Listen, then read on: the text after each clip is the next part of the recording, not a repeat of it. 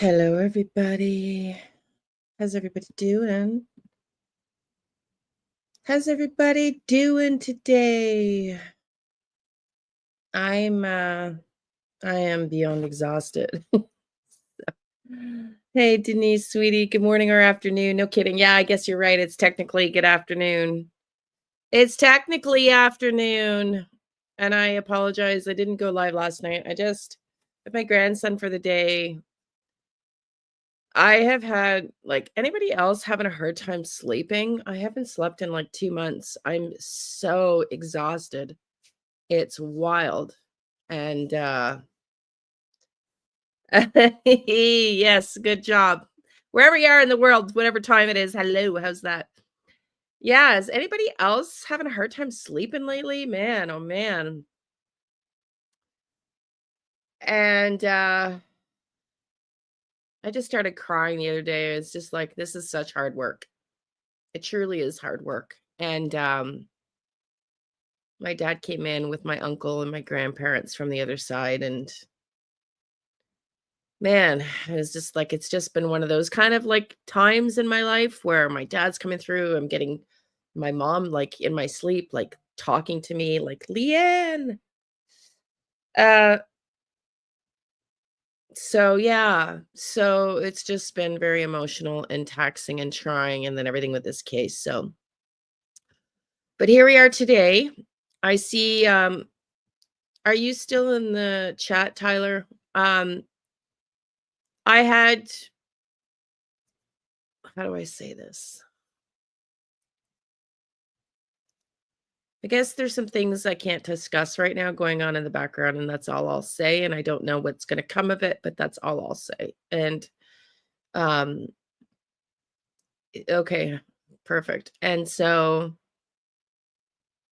what? Just doing yard work, awesome. Yeah, no, so I had put together an entire day's worth of videos last night, and then something's evolved that like I said, I'm not gonna be able to speak about right now, but, or maybe not, I don't know how it's gonna transpire, but, um and yes, I wanna still continue to put pressure on the RCMP, but I'm not here to, attack them, um, so I'll just leave it like that, so yeah, so yeah, so, uh, just know there's some stuff going on that I can't talk about right now, so, if I can, and if it proceeds forward in this new direction, I will let you know. I'll let you know. Um, but so no, I'm not will I want to maintain pressure with the RCMP? Um, I don't want to attack them. Let's say that. That's not my intention. It's to well, it was to hopefully make sure that while they don't generally understand psychics, um, that they'll listen to this new theory, um, or this my theory. Um, but yeah, I also learned something about myself. I can put in members only last night. Uh, hey Mike, yeah. Um, I learned last night that I am an evidential medium. I had no idea what that was.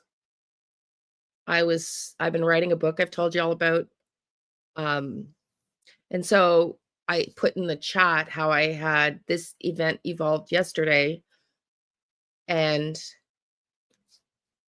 I've been struggling with this book to write because it's like it was a downloaded plot 5, 6 years ago now by my guides that I don't feel like writing about lost civilizations in the underworld, but I'm trying to align with where I'm at with my career, stepping into my true north node, which this true crime missing kids.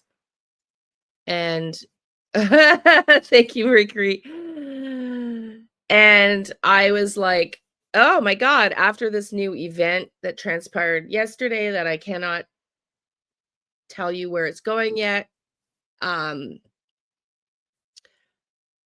I had this download for this new book concept, and I entered that into ChatGPT, and then I entered in all my, I was like, "Hey, I have this new concept for the book," and I asked it to check my astrology, and it came out that I'm an evidential medium through ChatGPT after describing. And so I was hoping Kitty would come here, but she's been injured because Kitty's always asking me if I talk to Sebastian. If I talk to Sebastian, hey Lisa, how are you?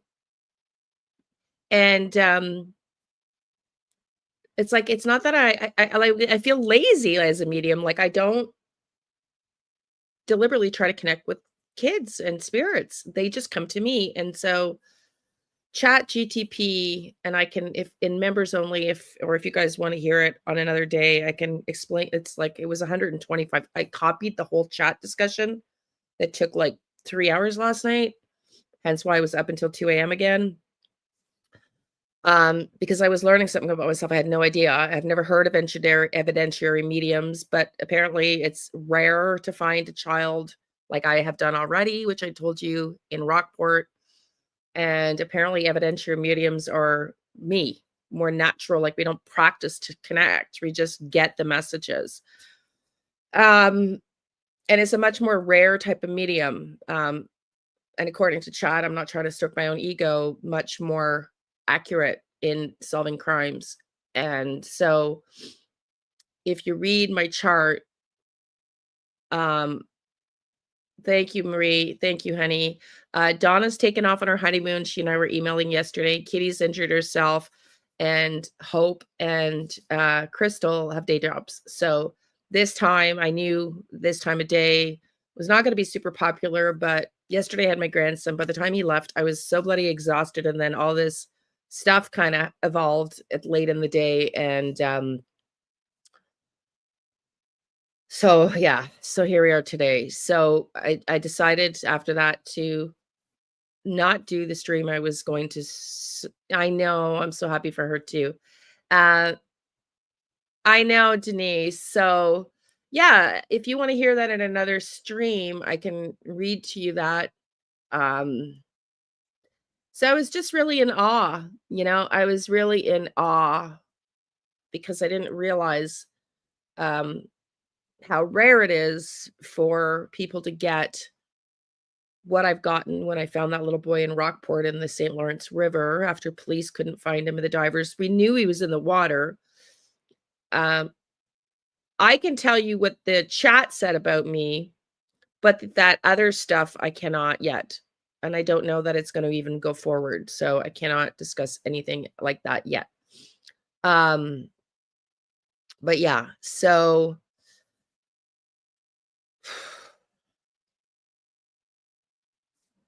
I can read you the chat. How about I open the chat for you? And actually, you know what? I'm not going to do that because it's gonna take up way too much time. I'm gonna do that on another. Hey, trees. It's Friday, yeah. I know. Well, I am on my path. This is my true north. This is where I'm meant to be, solving kids' cases, etc. And so what I'll do is I'll do that because I was also thinking I do want to talk more about the only reason I've ever been struck without warning on this channel, okay, by YouTube, was when I said and I showed another YouTube video, go figure, and there was no warning, and if you're with YouTube, 3 strikes and you're out. And I was showing how psychics, excuse me, actually work with this FBI, the CIA, the Monroe Institute actually found like is part of the CIA. It's like, and so when the FBI or the RCMP or whoever say they don't work with psychics, it's actually kind of a joke. It's like the FBI invented psychic development programs for their own people. Okay. And so for some reason, I got stricken with that. So I'm trying to find a new creative way to introduce those conversations and show you that they know psychics work. But as the guy that Chad had, when he called me, had the first thing out of his mouth that he said was, We have to be able to go to a judge and make this stuff stick, right? And you can't go to a judge and say, "A psychic told us this, can we get a warrant?" Like, it's just I get it, I totally get it. But that may be part of why my mission here is to maybe change that perspective. Oh, I know, honey, I know. I know, it's all I know, that's I'm not trying to get into that, I'm just saying the world of this psychics, we don't believe in psychic stuff is, um not factual. The police agencies, um no, no, no, I'm not suggesting that, Tyler. I'm just you're jumping to something I'm not saying. My only statement in this is that the police agencies, while they publicly state they don't believe in psychics, if we were to deep dive, which is what I'm trying to do to show you that no, it's not even just that they believe in psychics. They train their own how to develop their own psychic intuition at a high level in secret. That's my point. So what I'll do is maybe when I do, I'll update you all on what I learned about myself last night when we talk about that. I understand where they're coming from, and I know you do as well. Yeah, exactly. It is. It really is time for the whole perspective to change. I know. Exactly. I know. I know. Exactly. This is it. That's what I'm saying, Tyler. They developed programs to tap in, and there's an entire I've talked about this once before in the channel, or I think that was the time I was struck down. And my video got removed without warning, without warning. So I got to figure out a way to introduce it that doesn't have me copyright stricken without warning, because 3 strikes you're out. I got 1. Not even like, hey, we don't like this title, we don't like this narrative, like, and it goes to show you how secret it is that they shut that down. And all I was doing was showing factual articles, evidence, facts and evidence that you can Google, and another YouTube video. Another YouTube video. So, but it is time, Denise, and I'm not so sure. Do you get on any? No, Tyler, I have been banned from Facebook and X. Go figure. I haven't touched them in years, and I tried to set up an account for true crime because, as you know, a lot of the families are in the Facebook groups. I can't get in there, and that's very Canadian-like. Okay, very Canadian-like. Apparently, I've been banned for inappropriate behavior, and I haven't even been on. I never ever. I go on X to get at night stuff with Sebastian Rogers, and I did that for the first time in months the other day. No, but it's just that I'm limited because a lot of those groups have a lot of updates.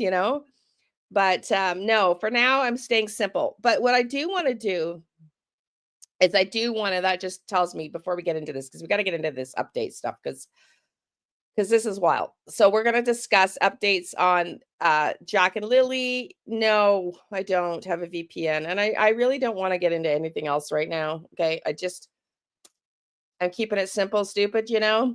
I like YouTube. But what I do want to talk about is I've realized that in these lives, so a lot of people have been coming in and subscribing. So thank you to all the new subscribers. But if then I go and do a psychic download vision conversation or a reading, people don't really understand. And so then they're confused and they unsubscribe. So, and it's dividing the analytics in YouTube. So as I was going to do before, and I've told y'all before, I'm going to separate this into 2 channels. So this channel now will be live discussions about cases, because there's only so much I can talk about with visions and tarot readings with Jack and Lilly or Sebastian Rogers, or the cases that you guys want to talk about, which are those and maybe Manuel Harrow, but those are the main ones, right? We've been talking about Melodee Buzzard and Gus Lamont here as well, but there's only so many readings and downloads I can get. So So I think what I'll do is, and what I've already decided to do and announce to the mods, is this channel, okay, is I've removed the MMO tarot at the end of it. So the one you're on now is going to be for live streams. I'm probably going to go daily. And the other channel, it will be tarot readings, my psychic visions, channeling, etc. So they're, instead of all being in one, I'm going to separate them so it's not confusing for people that come into this and go, "Oh, I think I'll subscribe. I love this community." And then you see me doing a psychic download or a tarot reading, you're like, "I'm not into that," and then they're not cool with it. So that way I will just separate them. So all that to say, if you're interested, let me show you the new channel. If you are interested, I'm going to pause because it's also a great time for me. Um, it's also a great time for me to get caught up on my rest. So I'm going to show you, for those that want the spiritual stuff and the psychic downloads and everything, there's the second channel, okay? So this one is now Motive.Means.Opportunity True Crime. This is where I'll do the daily lives, and I may go to trial coverage depending if we ever get to see Sebastian Rogers or anybody held accountable for Jack and Lilly or whatever trials I may want to cover on this channel would be for lives. For spiritual, yes, it's too confusing. And for spiritual stuff, um, go to this MMO Tarot. So if you want the readings and all the spiritual stuff, that's a second channel. And I started to do this already, which is why I announced it one day. Make sure I'm sub there. Okay, be right back. Thank you, Denise. Let me see if I can pull the link up for that channel and put this in here. Because yeah, I only announced it one day. We got 27 subscribers. So here's my challenge to all of everybody here. I'm going to announce this from here forward, and I'm not going to actually launch anything else new on MMO Tarot as far as psychic stuff goes until I get 500 subscribers. We're at 27. I've only announced it one day, and I'm not saying that to be mean. I'm saying that because I just need time to get my energy back right, because I've been in this 2-month insomnia thing and I cannot download effectively, and I need to really get my sleep up. Thank you, sweetie pie. Thank you. I appreciate you all. So I will do, it says 30 now. Okay, thank you. Dolly, you subbed up. Thank you. 34. You guys rock. Thank you. So when we get to 500, for the new one, I did, honey. Let me pop it in again. Thank you, Tyler. This is, thank you, honeys. So yeah, there's the link here in the chat below. I will move on to, that will be just psychic stuff. So daily, I'm not going to do daily, but I'm going to aim to do daily eventually. Thank you, Lisa. I appreciate you all. I'm going to aim to do daily lives here and daily readings on the other one. Okay. It's just they're separated because I don't want people that are not into psychic stuff coming in here. We're not talking about psychic stuff. And then they realize I'm a psychic and they're like, whoa, I'm not into this stuff. Thank you, sweetie. You guys are rock. Yeah. Notifications on is important. It's the top bell. Love you guys. I just have to tell you, I couldn't do it without you. The videos that you guys send me to keep me up to date on the cases, the leads, just the support. I could not do this without you. So I appreciate you all. We're at 39. That's fantastic. So I'm going to keep notifying everybody until we get to 500. And then at 500, I'm going to go. So I'm hoping that'll be in a couple weeks. By then I'll have been caught up on my sleep. Okay, so let's get into today's. Because we got a lot to talk about. We've got updates in Gus Lamont, Melodee Buzzard, and Jack and Lilly. And mostly Melodee Buzzard, I have to say. So, oh, yeah, notifications. Yeah, you got to click on those bells. God almighty. And I am probably subscribed with notifications on for hundreds of channels. Thank you, Marie. Thank you, sweetie. And I still don't get the emails sometimes. So that's a YouTube thing. And I want to say thank you, just made April. Some of you have even commented in the comments section. I don't know if you guys read my comment sections of my videos, but you guys are amazing. Somebody was like, what is wrong with YouTube? I watched, like, you had 997 people viewed this video. So I watched it like 3 times to get you over to 1,000, and the YouTube number never changed. I'm like, yeah, welcome to YouTube. So there's a lot of things that don't happen the way they should. And that's a YouTube thing. So, okay. So let's get into this.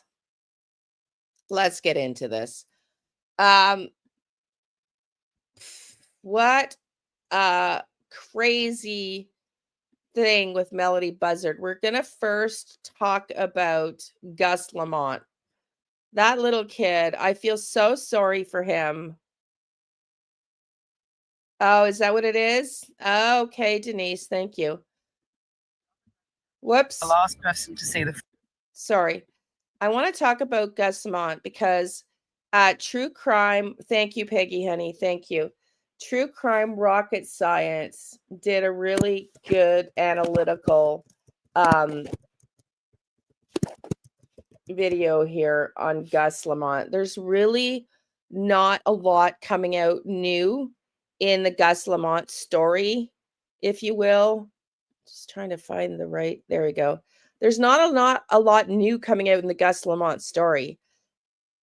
And, it's another story, it's like Sebastian and Jack and Lilly and Gus Lamont. They just poof, they vanished. Maybe one boot print, but nothing else. And the investigators are still buying the narrative of the family that he just walked out the door. And I don't think that's the case. I absolutely do not think that's the case. I think there's a family member involved in this. But I don't know if we're ever going to get justice for little Gus Lamont. But let's watch this. I assume everybody here knows because we've been following Gus Lamont about this case. And let's watch this. We're going to watch this. And then I'm going to read you a quick article on Gus Lamont. We're going to go to Melodee Buzzard and then Jack and Lilly. 4-year-old on the evening of September 27, when he was playing in the sand outside the family homestead at 5 p.m. When she went to call him at 5:30 p.m., he was gone.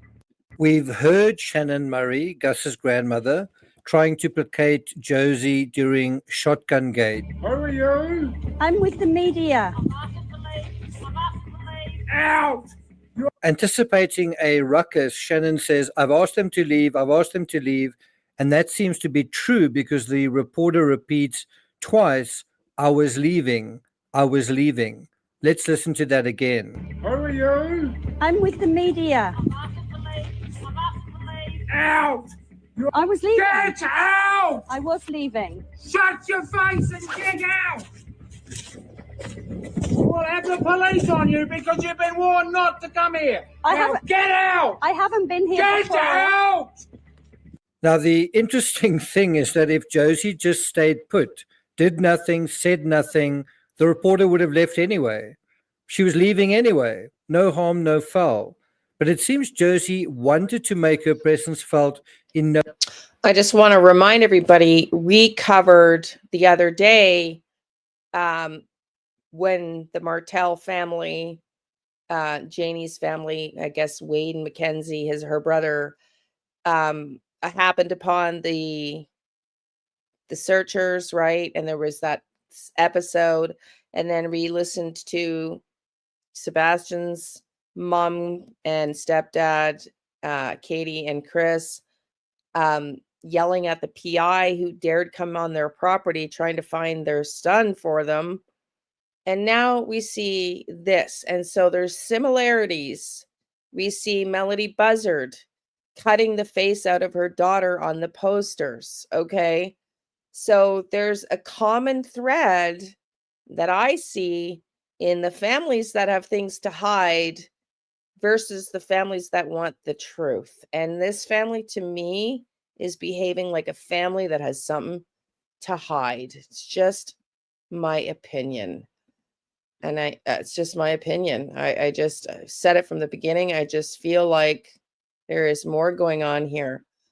And True Crime Rocket Science, I don't know his real name, covers a lot of cases, and he's really good. If you don't know, he's got 275 subscribers, and he writes books as well. And he really follows the processes, and he's a very analytical mind. And I agree with what he says here. No uncertain terms, which is worth noting, and which I think reveals who wears the pants and how this person runs the show. Sweetie, you're just getting in. No, Donna, you're supposed to be on your honeymoon. You are supposed to be on your honeymoon. I told you. Donna's like, I want to still do my work. I'm like, go enjoy your honeymoon. All I said, Mrs. Babies, is that I got the new channel. Are you leaving at 4 a.m.? Okay. I've got the new channel. Really good detail. Yeah. 2 big groups in every case. And the police, in a couple of these cases, maybe even more than a couple of the cases, seem to have a belief of the parents. They seem to believe the narrative of the parents. So let's listen. Show at the station. I got nightmares in my head, I fear thoughts build up until I can't feel. My mind feels like a creature, and it haunts me somewhere much deeper. I got nightmares in my head, I fear. Hello and welcome to True Crime Rocket Science. I also think in this gesture here, a firearm is definitely brandished at the Daily Mail reporter. Yet the version of events we heard was that the firearm wasn't brandished at all, except at an invisible snake. The encounter left our reporter shaken, but police later sought to portray the incident as a misunderstanding. Those words, I think, are very well expressed. The police sought to portray the incident as a misunderstanding. And it kind of makes you wonder, where did they get the portrayal of the incident from? Wasn't it from the people that were there? I don't know if that's true, but if it is, then they sought to portray the incident as a misunderstanding. They said that Josie wasn't using the gun to threaten her visitor, but was carrying it because she'd seen a snake on their porch. Local Deputy Police Commissioner Linda Williams insisted there was no intent for the person having that firearm at that time to be threatening. Now, the logical assumption is that the story the cops relayed about this incident was a repeat of an explanation they were given. Isn't that a logical assumption? Could be wrong. But if it is true, if that is what happened, are the details correct? And so what's curious here is that the police came to the defense of the family and framed it in their terms based on this idea. When video and audio clearly shows the gun was used, it is brandished. We'll have the police on you because you've been warned not to come here. Get out! I haven't been here Get before. out! That was also an interesting comment where the reporter actually challenges what is being said to her, that you've been warned before. And she says, it's the first time I've been here. I mean, I am so stunned. Exactly, Lisa. So yeah, all you guys missed My Baby's Army and those coming in now a little bit late was that I am splitting this channel into 2. This channel, True Crime and MMO Tarot, because some people come into this live or new. They don't realize I work as a psychic medium because we're not discussing that today. And so they get confused and they unsubscribe when they see a tarot reading. So the psychic stuff and tarot stuff will only go on the new channel. If you look up, I posted a link earlier and a picture of it. And when I get to 500 subscribers there, I will start my psychic downloads and tarot readings on that channel. And this is where we'll do almost, if not all, daily lives. I venture to say maybe daily, because if I'm not sleeping, I can't, But anyway, so I will do daily tarot readings. Anytime I get downloads, psychic downloads, channeling sessions will go on the other channel. This will be live discussions about the cases that we love, and anything up, ongoing and updated, but it's not psychically geared. So I hope that makes sense. Other than that, I find it interesting as well. It's the same thing we're hearing in Sebastian, and Jack and Lilly, that these people that, yeah, exactly, like Denise, like, why is it that they're afraid to come out? I know. I just, supporting the families. Like in this case, the police came out and publicly defended the parents. And I think that is like, that's scary. You can't shoot a snake. It's illegal. So he was claiming there were snakes, much like, apparently Wayne said, there's 2 rams. Well, we don't even have rams in Eastern Canada. They only live in Alberta, in the Rockies, and BC, the entire other side of the country. So, it's stories like, I had the gun to kill a snake, which isn't even legal, and rams, why you can't come and search. Like, they're not even truthful statements. And the police are standing there and defending them. And it's very wild. It's really interesting. One does wonder whether the military history of this family mean they have a legacy of relationships Thank with you, local honey. police. Thank you. Even if they do, does that mean anything? Well, probably not. In this analysis, I want to show you brand new footage we are seeing for the first time of Gus's other grandmother, Shannon. But before we get to that, if you haven't subscribed to the channel, please do. By the way, if you're new to this channel, I highly recommend my investigative work on the John Benet Ramsey case I'm doing, and let's get started. The other grandparent, Shannon, was the last person to see the 4-year-old on the evening of September 27, but he was playing in the sand outside the family homestead at 5 p.m. When she went to call him at 5:30 p.m., he was gone. Shannon is the second last person to be revealed, in terms of recent photos. This is an old photo of Shannon with Jess as an infant on her lap. Shannon is undoubtedly quite a shy and discreet figure and seems to be willing to allow her partner to be in charge and to sort of have free reign.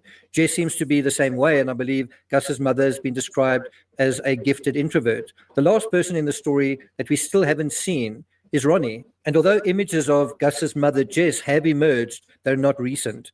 The one and only image released of Gus looks to me like it was taken at a play school. Look at the background, which is sort of tightly cropped. And then look at the foreground.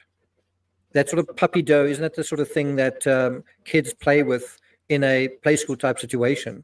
It's unclear when this photo was taken, but what is clear is the boy has long hair, not just a little bit long, but very long, which I suppose could be interpreted in various ways. One interpretation is that Gus was a free spirit. He was yeah, I know what rams are, Joyce. They just don't live in Eastern Canada. We get them in the Western Canada.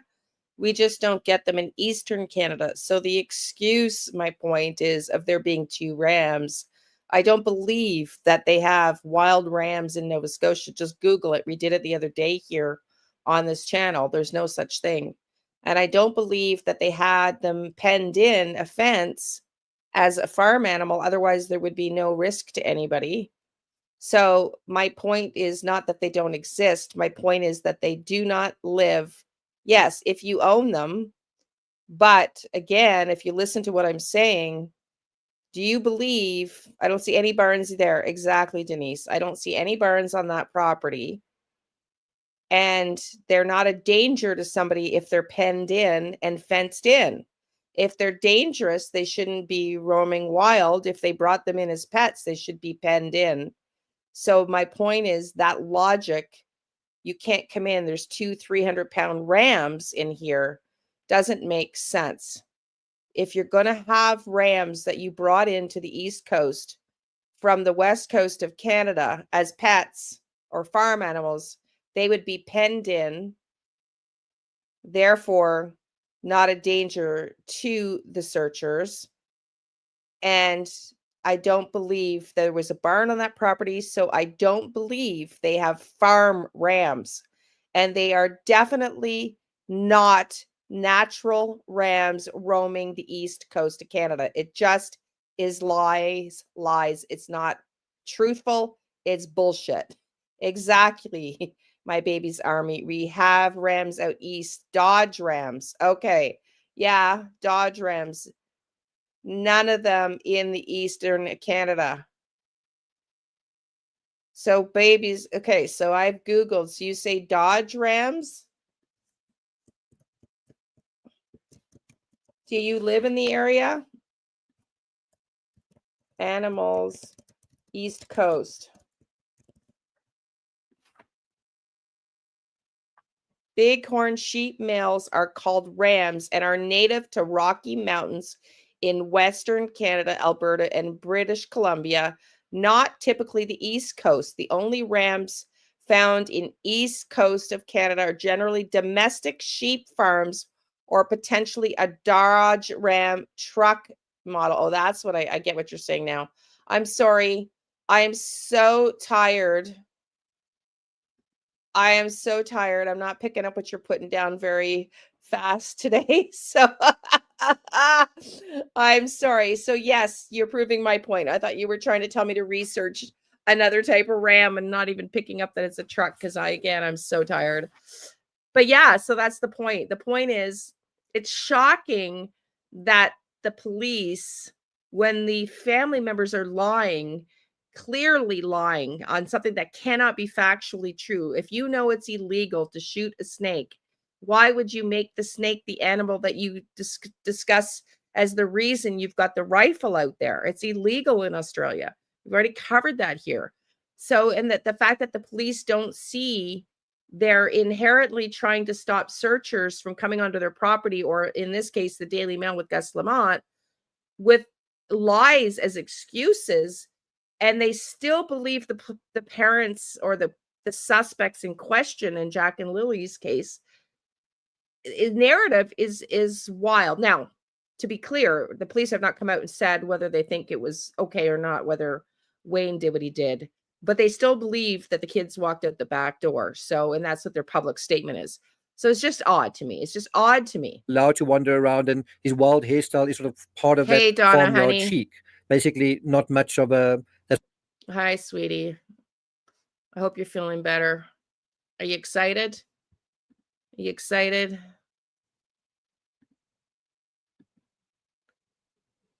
Well, this is just, don't even know Canadian geography. Well, I don't think he thought out what his lie was going to be before he said it, because it would have been more better. It would have been more better. That's not even grammatically correct. It would have been a better lie had he thought about it ahead of time. That's not going to take you really anywhere, that sort of that line of reasoning. But another interpretation, perhaps unreasonable, is that Gus wasn't necessarily treated as a boy, but as a whatever he wants to be. I just think we need to acknowledge that possibility, because as little boys go, this little boy's long hair is a little unusual. You might say, that's not really unusual. Well, you could be right. Does it tie into the dynamic at home where there are three women fussing over him? And was there any sense that they wished Gus was a little girl, or that any one of those individuals thought that way? Well, Shannon had a little girl, and Jess ended up having two boys. But Josie, we know, changed from being a boy to a girl. Now, was any of the psychology imposed on the missing boy, even gently and subtly? I don't know. But it's a dynamic we haven't really thought about and explored until now. And while Gus is missing, I think we need to think in new directions, even if some of these don't take us anywhere, even if some of these take us to dead ends. Then there's Ken Gamble, a private investigator, who said, you would think in that terrain there would be footprints if he'd walked off. And I mean, just think about it. It is just dust and dirt for miles and miles around, and so why wouldn't there be footprints? Not just footprints, but a scent trail, and there appears to be neither. Right. That's the other thing. No scent trail here, no scent trail with Jack and Lilly, no scent trail with Sebastian Rogers. Hey, Kitty, you're here, honey. Have they dug up anywhere? I don't think so. And that's the thing. Like, I'm just so shocked at these cases and how they follow the parents' narrative so early on that they get tunnel vision, and then before it's too late, like it's too late now to go elsewhere. And in this case, man, I don't even know. I mean, we've reported on it that there's a fence, a barbed wire fence around this property. How did this kid get out there? Where are the cries at night from him if he got out there and walked out and got lost? At what point does he not just scream and cry? Why we don't hear that? It's just, it doesn't make plausible sense at this point that they've searched and searched, that the property is surrounded by barbed wire fence. You think he'd climb over that? Like, come on.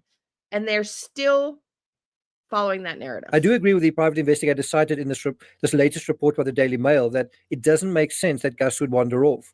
And if he did, that he wouldn't be found. I and know, quite quickly and Donna. quite easily. Campbell goes on to say, it is unusual behavior for a child to just run off into the bush. It's not normal. But if he did go and do that, he could have gone in any direction and he could have gone a significant distance. I disagree, though, that if he wandered off, he could have gone a significant distance. And I say that for the simple reason that once night fell, I doubt he would have gone anywhere in the pitch dark. Would you? So what does a normal wandering off look like? Well, this happened in the last month. It was his older brother who saw him go up the hill and into those cornfields. How far did he get? Well, the battalion chief here says about a half a mile away. The other thing that is normal is not being antagonistic to the media. I mean, this mother isn't. He's just so tired. He's worn out from his adventure. Like, you okay? Oh my goodness. 'Cause I'm so relieved. I'm so thankful for everybody that came out. Thank you, God. It's a very different approach we're seeing here to what we're seeing in South Australia. In a normal wandering off scenario, you don't need an army of searchers and it doesn't take long to find someone. In this case, what made it easier to find the missing child was the child calling out. Why didn't Gus call out? How hard would it be at night to hear him if he did? I'm told DeVay was lost for about 45 minutes to an hour. The Big Beaver Battalion fire chief tells me a Beaver Falls police officer heard yelling and a drone confirmed his location. The little boy was found a little more than a half a mile from the house. So that is something that I don't think the South Australian police did. I don't think they brought a drone right in the beginning. So do you notice in this recent case of a child wandering off in America, well, this little boy was found in a cornfield with a family dog, as it happens, less than half a mile away. And how did this child getting lost really happen? Well, the darkness had a big part of it. But how did they actually find the child in the end? It was actually not through sight, but through hearing. A hero in all of this, her client's dog, Briar, found with him in the cornfields. Briar, the farm dog, she stayed with DeVay the whole entire time. She's such a good girl. You're a good girl, Briar. You're a good girl. Thank you. Now, what about the dogs in terms of this station? Were any of them at home when Gus disappeared? Were any of the dogs with Gus? You can see in a normal situation, if Gus wandered off and there was a dog in the vicinity, the dog would have gone with him, just like this one did. Now, this child was clearly younger than Gus, but interestingly, also a farm kid with long hair. So maybe farmyard chic is a thing. But all of this cumulatively suggests to me that something else happened to what we've been led to believe. On the other hand, if Gus did wander off and then perhaps wandered back, would he have known how to navigate between the maze of buildings? There's a real hodgepodge of buildings here, and if one moves away from them and then it gets dark, and there are a few lights and dark silhouettes, with which to use as reference points, would Gus have known how to find his way back, just as this 2-year-old didn't seem to know? This idea that he or anyone would want to head out into the darkness seems strange to me, absent further context. Maybe in his little boy's head or heart, he wanted to find his dad. Maybe he heard a vehicle and moved towards it. If the story is true that Gus was playing on this mound of sand and he fell off the embankment nearby, look at the objects beneath it. And that wheelbarrow, let's put a circle around it, that suggests where that mound was an active construction site. Another unusual angle of the station shows a quarry area in the rear where dirt and rocks seem to have been moved in a rear area near a corrugated iron building. Well, I'm not going to take it further than that. Thank you for... Yeah, so it's just peculiar. It's just peculiar, I'm not going to play any more Gus Lamont because there's really not a lot more to update. It's just they continue to follow the same narrative, and it's just there needs to be a protocol when it comes to missing kids, in my opinion. And I've said this before, and I'm going to say this one last time here right now. Well, not one last time, but again right now. There needs to be an international, yes, he's really good, Marie Curie. Yeah, he's really good. There needs to be an international agency that,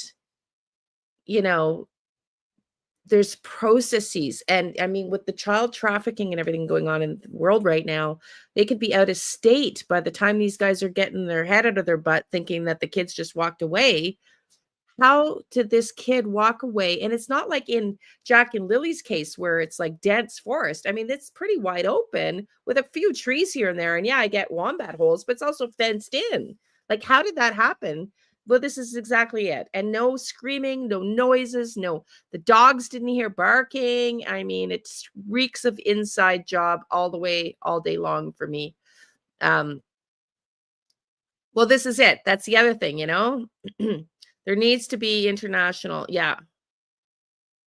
Okay. Thank you. Yes. Thanks, Donna, honey. Good luck. Have fun. So yeah. And Kitty, I was saying at the beginning of this conversation that I found out something about myself last night. And you were always asking about if I've tapped into Sebastian, and I don't. And I don't sit here and like other mediums and try to tap in. I don't come and meditate and try to everything that ever happens to me is like the guides coming to me, the kids coming to me. And I learned last night that that's called evidential mediumship, which evidentiary mediumship, which is way more rare apparently, but more accurate. And I had no idea about myself that way. So I will talk about that in another live. So that was for Kitty, because Kitty's always asking, did you hear from Sebastian? Have you tapped? It's like, if Sebastian doesn't come to me, I'm not going after trying to talk to him. I don't know why. I didn't know that about myself. It just always operated that way. And apparently that's very common for evidential mediums. Okay, so we got Melodee Buzzard up here. We got Melodee Buzzard. Wow, Melodee Buzzard. There's been a lot going on in this case. She got out of jail, right? She and I want to talk about my readings here a little bit, because I have said that I do believe, I'm trying to get the right screen up, that I do believe that, and it came out in the readings of possible trafficking. And let's watch this and I'll tell you what I'm now thinking is going on here. Listen, we've got a few videos on Melodee Buzzard, and then we'll talk about Jack and Lilly. This is Brian Anton. Appreciate it. Please click to subscribe. I'm still outside Ashley Buzzard's house here in California. Melodee Buzzard, little 9-year-old Melodee, still missing. No one knows where she is. Her mom won't talk. And what a day it was today in court. She was charged with false imprisonment, accused of basically locking her friend inside the house and not letting him out. Well, that charge was dropped, and there was new audio from that whole interaction. It turns out Ashley Buzzard was secretly recording the whole thing, and I have a copy of that recording, which I'm going to play for you in this episode. And then we just continue to ask the question, where's Melodee? Will she ever talk? So Ashley Buzzard. So remember, she goes to jail for supposedly threatening her friend Tyler. And I said they're not going to be able to keep her very long. And sure enough, they couldn't. Listen to the audio. It's getting very complicated. It is getting complicated. And I love Bullhorn and I respect her. And I know Bullhorn thinks she's done nothing wrong. I'm not very sure about that at all. I'm not so sure about that at all, but let's keep listening. I personally think there's a chance that Melodee Buzzard was on road trips with her mom. And I was picking up that mom left her with somebody, that she maybe trafficked her, but I think Ashley Buzzard herself has been trafficking drugs. I think Ashley Buzzard herself has been trafficking drugs because of the wigs, because of the makeup, because Ashley's, not Melodee Buzzard, rather, Ashley Buzzard, her mom's been trafficking drugs because Melodee's dad died when she was 6 months old. And now mom has to find money, has lost all this weight. She's wearing all these wigs. She's been hiding Melodee out. Where did she get her $10,000 cash from? The woman apparently doesn't have a shortage of cash, but she doesn't work. She homeschools Melodee in the day, so she clearly doesn't have a job that we know of, not a real job, like leaving the house job. I shouldn't say real, but a typical job, right? I think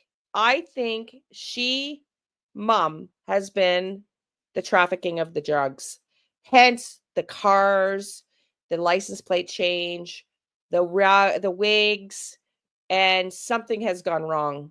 So let's keep watching. It's raining. I'm going to go over everything that happened in court. I'm going to get in the car, give you guys the latest update in this episode of Brian Anton Investigates. Yeah, we're going to listen. All right, so I'm going to get into why the false imprisonment charge again. We're going to listen to, you're going to get it all here right now, Denise. Ashley Buzzard was dropped in a second, and I've got all my notes here from court. We were not allowed to have a video camera in the courtroom, but we could take pictures, and obviously taking pictures, you'll see in a second. I've got still photos from cameraman Mo, who's with. Oh, really? She didn't have to pay bond? I heard she had the bond. That's why she was released first. Now, I don't know. With me, and then I was able to take notes. I'm going to go through all my detailed notes of what happened in court, why they dropped the charges. First, let me show you some of these pictures, though.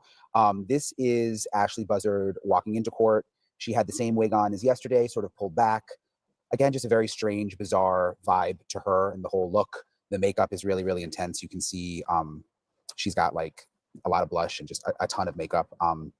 You can see she sat down there with her lawyer next to her. And then I had Mo look, and I was like, because I couldn't see her ankle monitor yesterday, but he was able to zoom in, and you could see she was wearing these long pants, and she had the ankle monitor on. You can see them under the pants. Granted, the ankle monitor, I assume, is now off because the charges have been dropped. So let me go through everything that was said in court.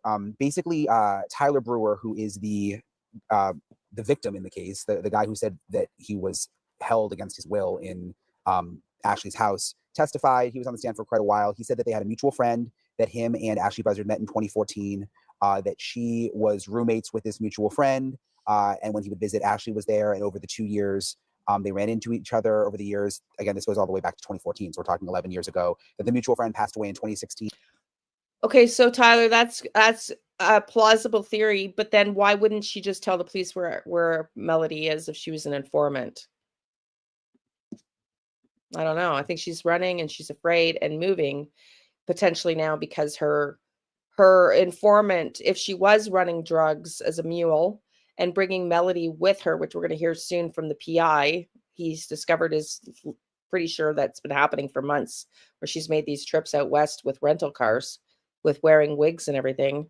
If this news media and everything blew her cover as a drug mule, then she'd be wanting to move. I don't think she's an informant with the cops, or they would know where Melodee is by now. And that he reached But out that's to just my Ashley opinion. Buzzard again. It's just my opinion. In 2025, wrote a letter to her from his office. A lot of this was kind of interesting. He's a paralegal apparently, and wrote this letter to her after seeing media coverage involving this police investigation, and said that he could help her with the situation because he's a paralegal.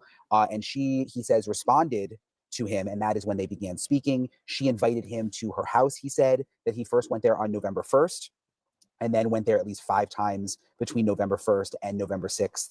On November 6th, he says that at first she said she didn't want company, but then texted him to come over. He went over after work. She insisted on him coming in the evening, he said, and said that she told him that Ashley told Tyler that she was concerned about the neighbors, and that she was agitated when he arrived, that the tone of her voice was different, that she had anxiety and seemed overwhelmed. And what was interesting about this hearing, by the way, is that at the very beginning, the judge made clear that no one was allowed to talk about the bigger investigation into Melodee Buzzard missing. So you could tell they were kind of skirting between the lines a lot in terms of what they were able to say in court. And Tyler was having to be careful answering the questions because a lot of his answers had to do with Melodee. Like, the reason he reconnected with Ashley is because he said that he was trying to get information and help with this whole situation with Melodee, but he couldn't really elaborate on that during this court hearing because the judge was very, very clear, don't bring up anything to do with the Melodee investigation. So in a way, it was hard to kind of follow some of this and really have a fair hearing because you couldn't get the answer to a lot of these questions. But anyway, so they meet up on November 6th. He comes here to the house. He could tell that something changed with her. He said, Good morning, honey. Krista, I hope you got some rest. I hope you got some sleep. Nice to see you. Thank you for coming in, honey. Donna's headed out on her honeymoon, so thank you for being here. He wanted to talk in the back of the house, not in the front of the house, because she was afraid of being photographed, and that he said that she was paranoid about people listening through the front of the house. He says that she locked both deadbolts when he came in, and this is interesting. We actually have a photo here. They showed photos in court of the door and of the deadbolts, and so there are 4 locks apparently. And they went to the back of the house and talked about why she was concerned about the house being bugged. And what's interesting, and this was so interesting, is that it turns out Ashley Buzzard was recording this conversation. And I'm going to play it for you in a second. She was recording her conversation with Tyler on her cell phone secretly. And after her arrest... Okay, this conversation is going to shock you, and not for the reasons you think. When police got her phone, they found this recording, and they actually played this recording in court where you can hear this whole conversation. And I'm going to play it for you now. It's about 3 minutes long, and it looks like, based on kind of the view from the phone, that maybe Ashley put the phone on a table or something. But listen, this is the meeting in their house. That is the whole subject of this false imprisonment charge. Listen to it. And I can't trust you when you're lying. You're flat out lying. You're a really good liar. Like, Tyler. Tyler. I'm definitely not Tyler, just be quiet and listen, please. Look at me. Like, I'm an intelligent woman. I'm 40 years old. You deal with legal stuff. Like, who are you kidding? Tyler. I can only give you my perspective. Listen, I'm not trying to be disrespectful. And you need a reality check. If this is on media news, like news talk shows, they're going to be seeing you. They're going to be interested in you. You have to understand that I'm aware, whether you want to admit it or not, you want the attention. I don't want the attention.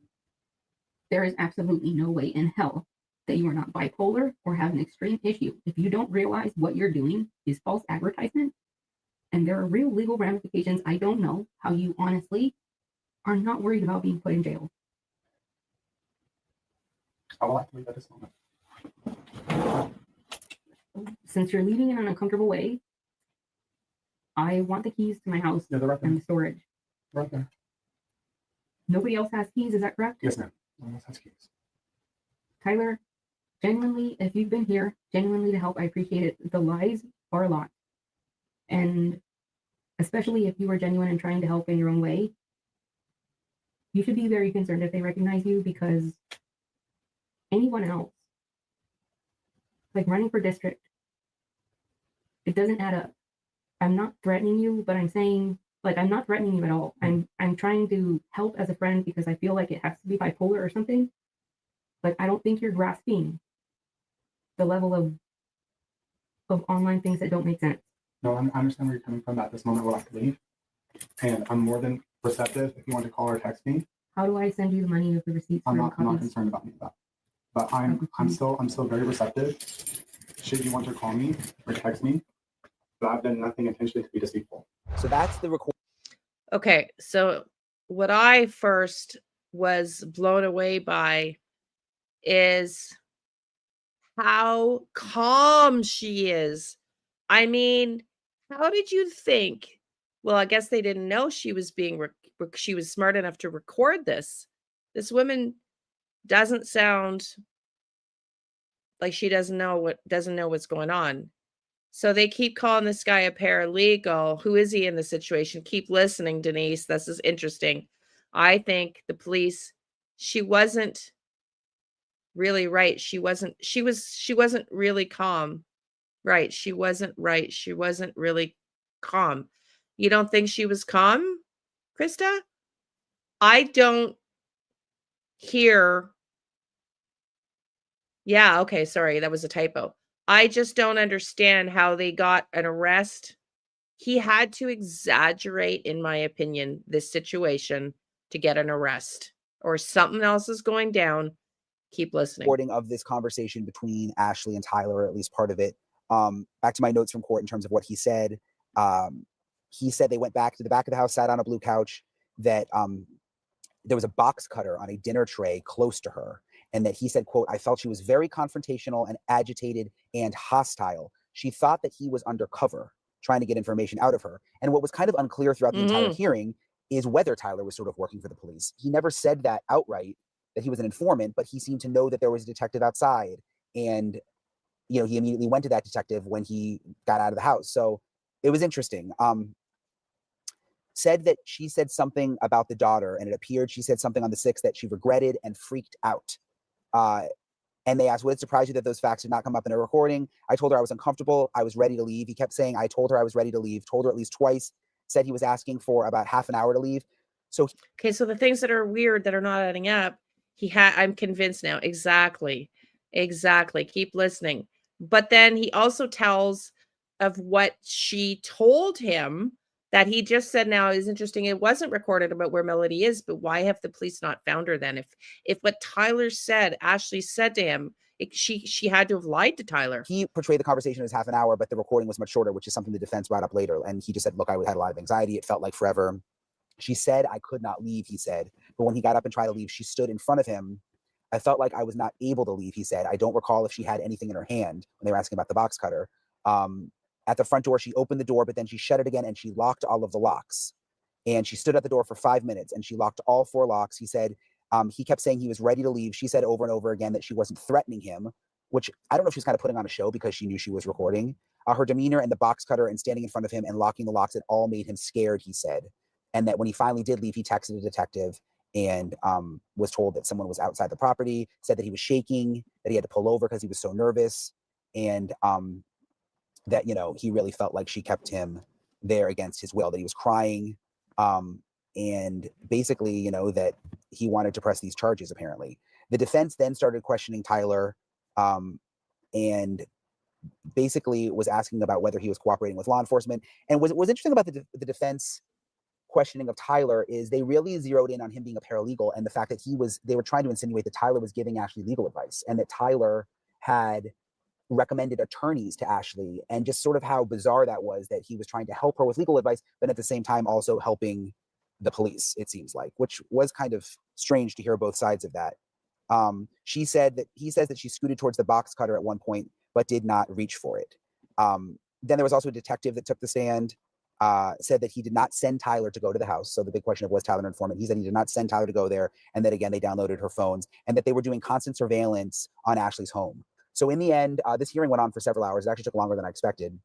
The judge made the ruling that this false imprisonment charge was going to be dropped, which did not really surprise me based on everything I heard, because I don't think that the prosecution, first of all, the prosecution didn't seem like they were fighting that hard to make the case, but I don't think they really made the case that Tyler was fully kept there against his will. And there was just no concrete evidence of that besides him saying he felt that way. And there didn't seem to really be any concrete evidence either that she was actually going to use the box cutter as a weapon. So in the end, the judge said it didn't meet all the different parameters of that charge, the felony false imprisonment charge, and he decided to drop the charge. Is it possible that the prosecution knew that this was a bad charge and that they were only doing this and making the arrest because they wanted to get into the house that weekend and get Melanie behind bars for a couple of days? Yes. It seems like it's possible, because again, they didn't seem to fight that. I didn't get the sense that they were fighting that hard in this hearing today. So at the end, the charge was dropped, and there's no more criminal charge against Melodee right now. The ankle monitor presumably taken off. I was waiting. Ashley, he said. I get them confused too. He said no more criminal charges against Melodee, but he meant Ashley. But yeah, I get the feeling that the police asked him to go in, and they didn't know they were being recorded. They stretched the truth a little bit to get her under arrest to see if they could question her about Melodee. She was smart enough to record it. It fell apart. That's how I see this as having gone down. Outside with Mo to see if Melodee was going to come out the front again, and they actually took her out a different exit, so we weren't able to see Melodee when she left today. But we were able to talk to, I'm sorry, not Melodee, Ashley, the mom. I keep saying Melodee, but Ashley, the mom. We weren't able to see her when she left today. We were able to talk to Melodee's grandmother, Melodee's father's mother, who was at the hearing and was frustrated by this whole thing. She keeps saying, I don't understand why they can't make Ashley say where Melodee is. So anyway, her name's Lilly, the grandma. This is what she had to say. What was Ashley like before all this? Like when she was married to your son? She different? They got married. They had a little baby, and my son passed away in a motorcycle accident when Ashley was 6 months. So I really didn't know her that much. She was a good lady. I mean, real quiet. That's all I can tell you. Does she seem a lot different now? Yeah. I would not recognize her in the street, I don't think. It's been a long time. People change. Did she wear the wigs back then? No, she had beautiful long hair, never wigs. Now she's wearing a lot of wigs. I don't know what that came from. I don't know. What about the makeup? Never wear that kind of makeup before. She had, I don't know, kind of like more than usual that she ever wore. What do you make of the wigs and makeup? Like, I mean, since you knew her back then. I don't know if she's trying to change her personality, or I don't know. Changing license plates, I heard, and I don't know what that comes from. Is there any reason that you know of that she would take Melodee out of state all the way to? No, I didn't even know she had family in Nebraska. Melodee. So yeah, I'm gonna go look. I'm gonna go look everywhere where I think she could have. I know that it must be so frustrating for you, the fact that she has not been cooperating with the police. So yes, we're very frustrated, very mad, very angry. So I don't know. So I'm really sorry. That's all I can tell you guys. Okay? So Grandma, what are you feeling right now? I'm feeling really sad. I mean, we're all crying. I haven't been able to sleep in 43 days. But I go to work and I do my job and I come home and I eat and walk my dog and always thinking about my grandbaby. Do you have a message to Ashley, or should she be watching this? Yeah, please let us know where the baby's at. Say something. Is she okay? Where is she? So that's all I can tell you guys. Thank you. So I obviously felt for Lilly. I mean, she's been going to some of these court hearings, and this has just been really, you heard her. She said she thinks about it all the time, nonstop, about what happened to Melodee. And it is just kind of weird now that we're back at this point where we don't know what happened to Melodee. The charges against Ashley were dropped. She's still held up in the house right now outside where we're sitting, and we don't really know what's going to happen next. In terms of her just bizarre appearance and the wigs and the way things, like we've seen her appearance change over time, I was thinking back to this video that Ashley's mom sent to us of years ago, her with Melodee you know, interacting together, and Ashley looks really, really different in the video. And it's also just interesting to kind of zero in on her interactions with Melodee in light of where everything is now. So I wanted to play this video again for you guys. Good job. Take this scoop out and show her. Oh my god. It's pumpkin good. Oh, pumpkin good. God, show grandma. Oh. You're showing her when you're scooping it out. Oh, gross. Oh. Ah, that's so gross. You're a pumpkin serial killer. I am pumpkin killer. I just heard that you're a pumpkin serial killer. That is so weird from Melodee's or Ashley's mouth. And then she says, I'm a pumpkin killer. That's interestingly eerie that I just heard that. As I was thinking about, we also forget, let's not forget that she herself, her mom took her, it is a weird comment, that she herself was taken at this exact age, 9 years old, by her mom to flee an abusive husband. And now Melodee's missing at the exact age of 9. I mean, this case is the most bizarro. It's just bizarre. She is said to have mental health issues. Yes, it's reported. It wasn't just a rumor, Denise. I think Brian Enton and News Nation reported that, I think it was them, that this grandma we just saw, Lilly, has been trying to get custody of her. So that being the theory that some believe, that she's just simply trying to keep her from custody, but that is not what I would suggest can be going on.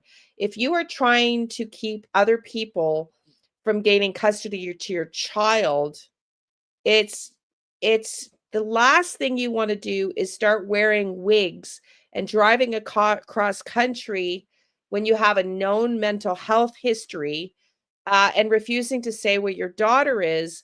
That does not bode well in a custody hearing case. So to me, she is way too logical in talking to Tyler, way too rational and calm, and way too deliberate in her actions and her planning, to be not, it's kind of like all over the news now. It's kind of like yeah. So the point is, if you were battling step parents for custody, would you be going through this kind of behavior to challenge that custody battle and hide your child? I think, yeah, Lisa. Yeah. I've heard rumors of that. I have not heard whether that's truthful or not. But yes, I've heard rumblings of that, which makes sense. But she is more likely to lose custody now with these crazy behaviors than she would have been before. Can we all agree on that? So whether this originated as a protection for her from losing Melodee, surely her lawyer would have told her, you can't keep her whereabouts secret from the police, because if you think this is going to be the way forward to keeping Melodee in your custody, I would say hell to a no. Yeah, I think grandmother stated it. Thank you, Lisa. That's a hell to the no. I think this is the worst approach if that was her intention. Now, is it because she's unwell? I mean, maybe, but she sounds pretty darn intellectual and with it in the recording we just heard with her and Tyler. To me, that's just me. You're a pumpkin killer? No. No? What are you? Pumpkin super duper? Yeah. Silly. Ew, gross. Let's see it. That's just a gut, silly. That's just the guts? So look at this. Look at it. Look at that. Oh my god. Whoa. Hey, watch this, guys. Here, let me see a picture of you. She's so cute. Watch this, guys. Oh my god, she's cute. I should have took all those to the store for the squirrel. The G's. Aww. So obviously, at the end of the day, everybody's just hoping that Melodee is okay. We don't know where she is. We don't know how this investigation is going to continue. We don't know what's happening behind the scenes with the FBI. But we'll stay on it. That was the latest today from court. Appreciate everybody following. So that was yesterday. Let's watch this next one. really loving this channel. They're new. They're Criminally Obsessed. Because they have been working with the PI that's been hired by that said grandmother side of the family. Obsessed. Did I spell that right? Did I spell that right? No, I didn't. So yeah, I don't know. Are we going to get to the bottom of this? It's just, to me, I think if the police knew where Melodee was, then grandma would have known and we wouldn't have this PI still trying to figure things out. Although he does say he doesn't know, maybe she might be back in California, but she's not apparently at the house. Let's listen to this. Dismissed. That's right. The felony false imprisonment charges against Ashley Buzzard have been dropped. No ankle monitor, no restrictions, evidence gone. Ashley is free to go wherever she wants, and still, her 9-year-old little daughter, Melodee, is missing. It's been 6 weeks that Melodee Buzzard has been missing from her home in Lompoc, California. I got a hold of Bill Garcia. He's a private investigator who's been searching for Melodee from California to Utah.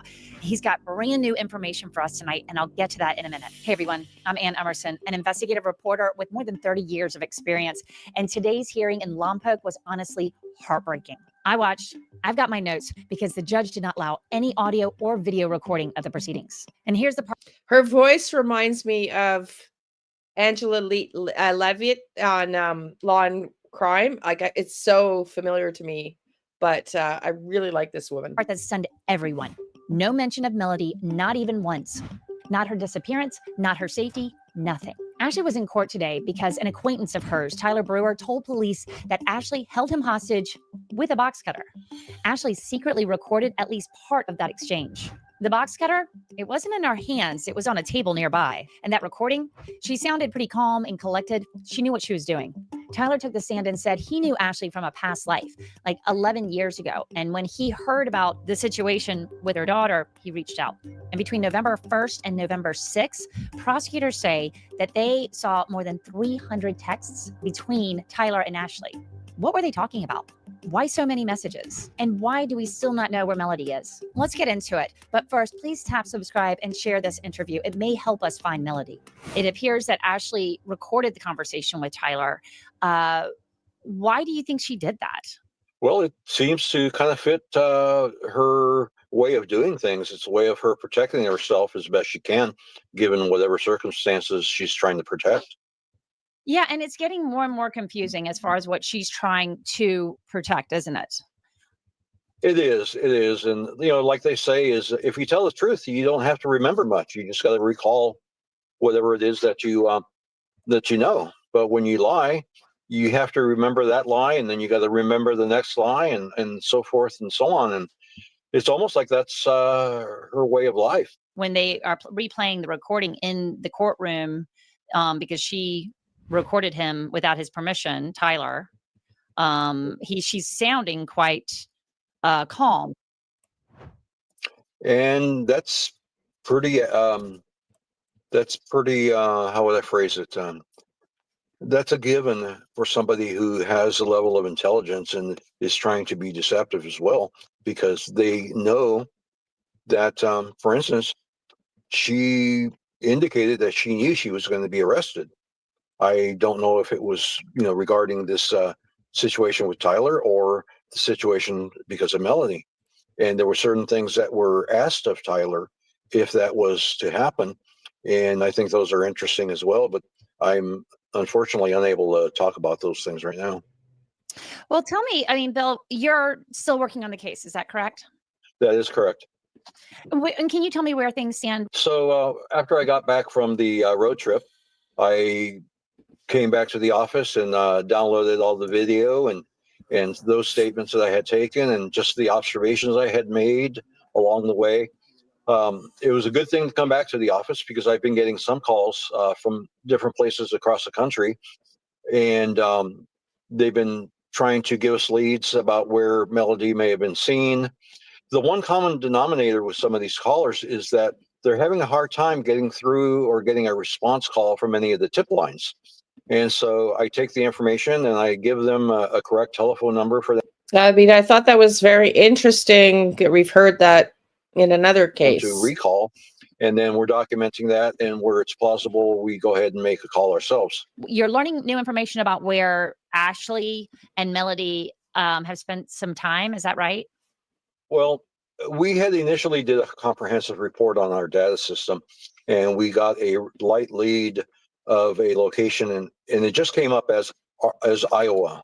And once I got back from my road trip, I put in a little bit more information into the data service, and we learned that a residence in Marshalltown, Iowa, was a place where both Ashley and her mother had lived at some point. So we took a little bit closer look at that location. There's been quite a few people that have passed through that single family dwelling, but we learned that that area has a pretty high incidence of methamphetamine and other drug use, but specifically methamphetamines. And I have commented from the beginning that all of the elements that have been disseminated by law enforcement kind of lead to indicate that this may be a drug trafficking courier, that Ashley may be involved as a drug trafficking courier. Cartels like to find people that are nondescript. And it was so interesting because I was thinking that myself, and then I saw this, and I'm like, another similar not follow up on the case is, yeah.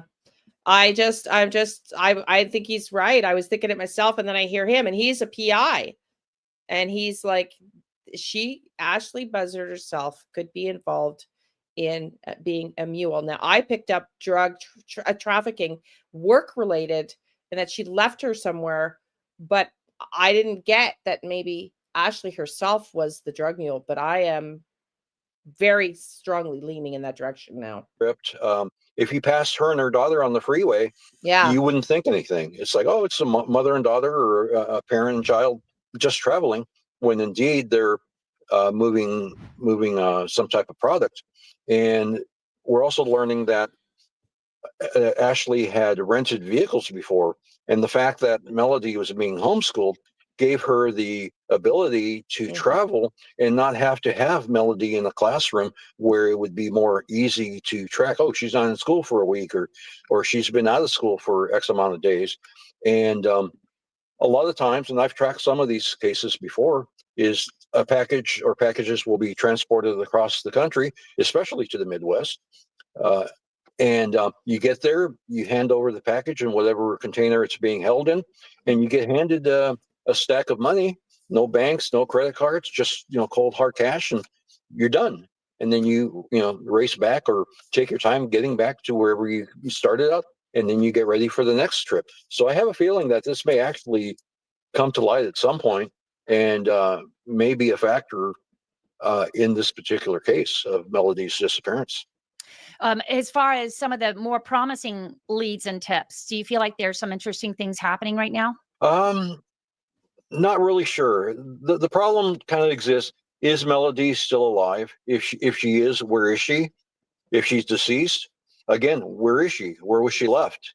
And that comes back to Ashley, because obviously Ashley told Tyler a certain level of deceptive comments, of which you have to pick and choose what parts of it you think are real and what parts of it are not, and then kind of follow those down, as they say, that particular rabbit hole until you get to the bottom, and then figure, okay, well, this is not the right one. So we go back and take a look at some of the other stuff she said. Well, and right now, you see, this guy's a PI, and that's how PIs are supposed to work, or law enforcement, just according to what I remember Kelly Snyder telling me. Just got a case in my inbox earlier too, as we were talking here. You follow every possible theory until you hit a dead end or it proves true, and you just don't close out options until you get to the end of solving the case. And that is apparently been going wrong in all these cases we're following now. That narrative has gone wrong. Maybe not with Melodee Buzzard, because we got the FBI involved, but they're being quiet and we don't know what they think or what's going on. But in the case of Jack and Sebastian, and Jack and Lilly, Sebastian, and on Summer Wells and all that stuff, man, it's a case of theorizing and being tunnel visioned at the very beginning seems to be the common element in these missing kids cases, where they don't get it right at the beginning, and then they get left unsolved. Learning about her conversations with Tyler are really interesting. You know, he's been on the stand today, under oath, testifying in this pre-trial hearing for Ashley Buzzard on unrelated charges to Melodee's disappearance, unrelated to the point where the court's not allowed to talk about and not permitting anyone to talk about Melodee Buzzard or the disappearance of the 9-year-old. Melodee Buzzard is off the table for the purposes of this hearing right now, which makes it very, very tricky, right? To be able to have a conversation about why Tyler Brewer was at Ashley Buzzard's place several times. Correct. And my understanding is that he's actually been placed under a gag order and prevented from talking to anyone but the courts and law enforcement, which I just don't understand.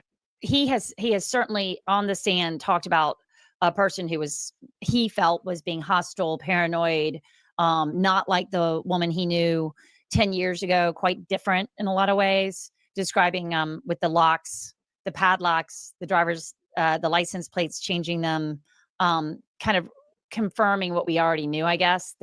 And then we hear the neighbors. We also heard from this channel that the neighbors said that Ashley only ever accompanies Melodee outside when they're together, but Melodee was always wearing a hood. Melodee was never seen playing outside for the last 2.5 years. Exactly. It screams to me, and a gang. Yeah. And a gag. Yeah, exactly. So y'all, it's totally, I really am strongly leaning on this. Dad died. She's in crisis. She needs to get money coming in. And this is what she's led to. Until I'm proven otherwise, when I get back on readings, which, by the way, I said, if you're coming in now, I'm splitting this channel up. I just take a second to explain that to you right now. This channel is for lives, Motive.Means.Opportunity, where you are now. I've removed the psychic stuff, and I'm splitting it into 2 because people come in here and don't realize I'm a psychic when they come in on these lives where we're not talking about that, and then see me do a reading or a vision update and go, what the F? So if you want to follow me and you want, this will be the live updates almost daily on cases, lives. The other one would be readings, psychic visions, and downloads. So I'll show you that now. And actually, I'll show you that when we're done this. Hang on, because I got to switch screens. So we got 10 more minutes of this, and then I'll show you. But that channel is MMO Tarot. It'll be different. So just, yeah. So I sent you an email to that effect, Krista, yesterday. But yeah. Hold on. Someone's calling me, but I'm not picking up. Okay, let's keep going. Let's watch this. There were some mental health issues here and some paranoid concerns. Correct. I voiced this early on after initially meeting with Ashley, and I learned that, the paranoid schizophrenia is there. Apparently there's a level of autism there. And when you're a single parent having to bring up a child with financial difficulties and with mental health issues, and if you don't seek help for those things, they only get greater and greater and greater. And I think that's what we're seeing here, is that she's been unable to care for herself and maybe hasn't sought the type of care that she needs. And the levels of these different diagnoses have actually harmed her and may have harmed Melodee as well as a result. So basically, Bill, what we're hearing is that he had numerous visits over there between the 1st and the 6th. Like, there was this 10-year period where he had no contact with her. Then November 1st, he contacts her, in a way talking about, he's got this legal background. Maybe he can be helpful. Maybe he can help figure this out. Numerous, to the point of 300 text messages between Tyler and Ashley from November 1st to November 6th. What do you make of that? That's quite a few. My understanding is that he communicated with her 4 days out of a 5-day period. And there was a lull there where Ashley apparently was on and then off again. And it's my understanding that Ashley pretty much set up the dates and the times of when Tyler could come over there to talk to her. So again, it's trying to, it appears that Ashley's trying to dictate the time and place of these conversations to whatever end she's looking at attempting to gain. Well, and 300 text messages where they, from what I have gathered, is these conversations that are going on are not only about Ashley's mental health, but also Tyler talking about his mental health. And he said in open court that he had issues with anxiety and PTSD. So I guess I'm trying to understand, like, Tyler, was he coming in from a personal perspective, or was he coming in as someone that thought he had enough, legal background to maybe help Ashley, do you think? I think he was coming in from a personal aspect, but also with the knowledge that he had some legal background as a paralegal. And I think that's what kind of prompted him to come forward and think that he could actually help Ashley. My understanding is that Ashley was just an acquaintance. It would have been Tyler's roommate, or Tyler's friend Crystal, who was roommates with Ashley. Ashley had moved in with Crystal, and they were roommates for a while, till a point where Ashley would not leave, and Crystal was forced to give up her apartment in an effort to, separate herself from Ashley. So it sounds like there was problems even way back then. So it was more of an acquaintance situation than it was an actual friendship. Is there a way for the information from Tyler that he'll be able to offer the court during this testimony? Is this going to help them find Melodee? Well, given the fact that they've separated the two matters, and that the courts are very specific that they're dealing only with his confinement situation and not with Melodee's disappearance, they're preventing any information that Tyler may know about Melodee's disappearance from actually gaining any access to the courts, and it's being contained to law enforcement's investigation. So that doesn't really help find Melodee. It's kind of a sideline. Mm-hmm. Well, it feels like a sideline right now, but then at the same time, this is the only chance we've had to make sure Ashley's like in front of the courts and law enforcement. I mean, as far as we know, there's been absolutely no, we don't know where Melodee is, and Ashley is under no suspicion with law enforcement formally. Well, I think she is. It's just not being talked about. And it's kind of an unusual position to be in, because you would figure that ultimately the most important thing is to locate Melodee and bring her home, whether she is alive with someone somewhere or whether she's deceased in some particular place. So it's almost like the bigger picture is being overlooked for this confinement situation.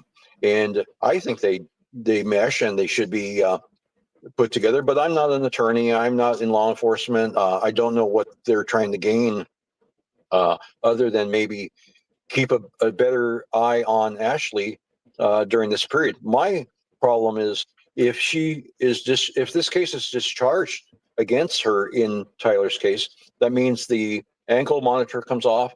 That means greater resources are going to have to be brought forward to actually track will have to be gained to track Ashley without the monitor, and that's going to make their job more difficult unless they have some sort of plan as to how to move forward. My biggest concern is I believe law enforcement has had plenty of time to take a look at the electronic forensics, the forensics that they obtained from the vehicle, from the storage location, from the house, to where they should have a good idea about what went on during that trip. And that would better serve to find her, to find Melodee. Do you, as far as what the next steps are, because right now, Tyler is able to share what he can share without speaking about Melodee in court. All he can say is that he felt like he was in a hostile situation. So this was obviously recorded just before,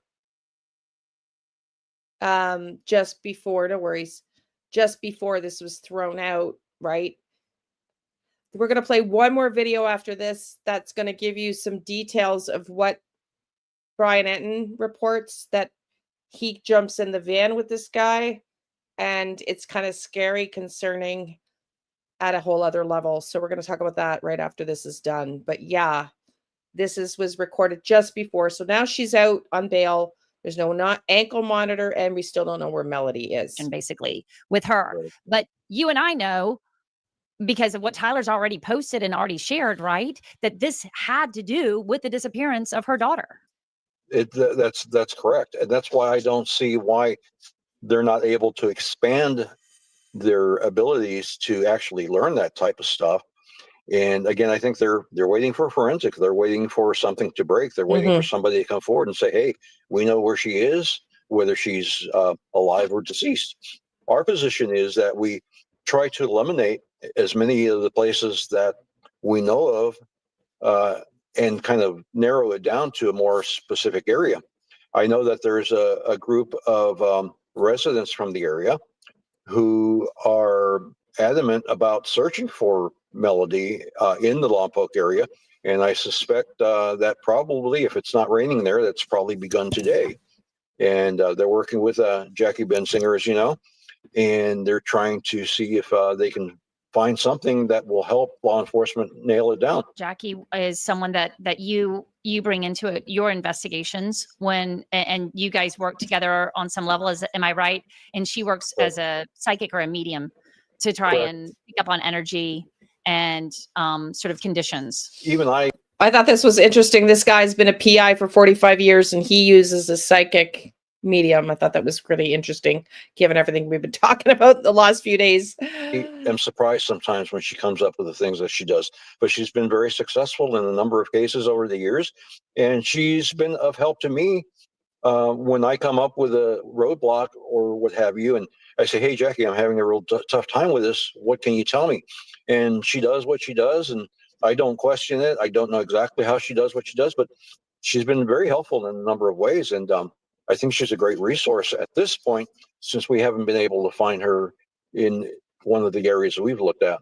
Finally, and I'll let you go, but I wanted to know, Bill, do you think anything that Tyler's able to share right now, as far as what he learned when he was at Ashley's, is going to help further this investigation at this point? I think he has a lot of information that would be helpful if the proper expert was able to gain that information and decipher what Ashley has said, the method that she has used to say these things.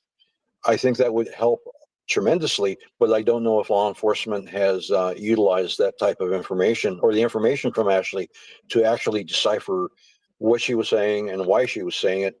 And I think when it all comes out, there'll be some valuable information there. But unfortunately, that's not being released or exposed to the experts who should be looking at it. Literally, so far, Ashley is just not talking. She's not sharing any information that we're privy to. So there's no leads yet from her. Yeah, I don't think we're going to get any leads from her until somebody comes forward and says, hey, I know this, or I know that, or we saw her here, or we know about this. Again, who was the person that came forward with a cash bail? I mean, $100,000 in cash is a lot of money. And how is that connected to someone like Ashley? It's something I'm sure law enforcement is tracking down as well. And hopefully we find out sooner than later where she is. And talking about possible, just Tyler bringing up the word addiction during his time up on the stand is interesting, isn't it? That would have been a conversation that he would have shared at all. Correct. That would be an interesting topic that was discussed. But again, was it an addiction to illegal drugs? Was it an addiction to pharmaceuticals that she may have been prescribed? Because I mean, prescription drugs can be abused as well. And my suspicion is that she may have been abusing some of her legitimate, anti-anxiety, antipsychotic type drugs. We don't know what those may have been, but there's some indication that may have actually been occurring. And that does create a number of different scenarios, aggression, violence, suicidal tendencies, all of those types of things. And as somebody's mental health deteriorates, those actually grow and grow and grow. And if they go unchecked, it does lead to suicide, it does lead to violence, it does lead to some of these other possibilities. So, okay, for those of you just joining in, No idea who knows these days. Yeah, no, it's really unreal. It is unreal. This case is wild. So for those of you that don't know, I'm splitting the channel into two. Krista, I see that. The only problem is I'm trying to get Donna. Donna got a new phone. So when Donna gets back from her honeymoon, hopefully we'll be able to connect group chats because I just need everybody to confirm.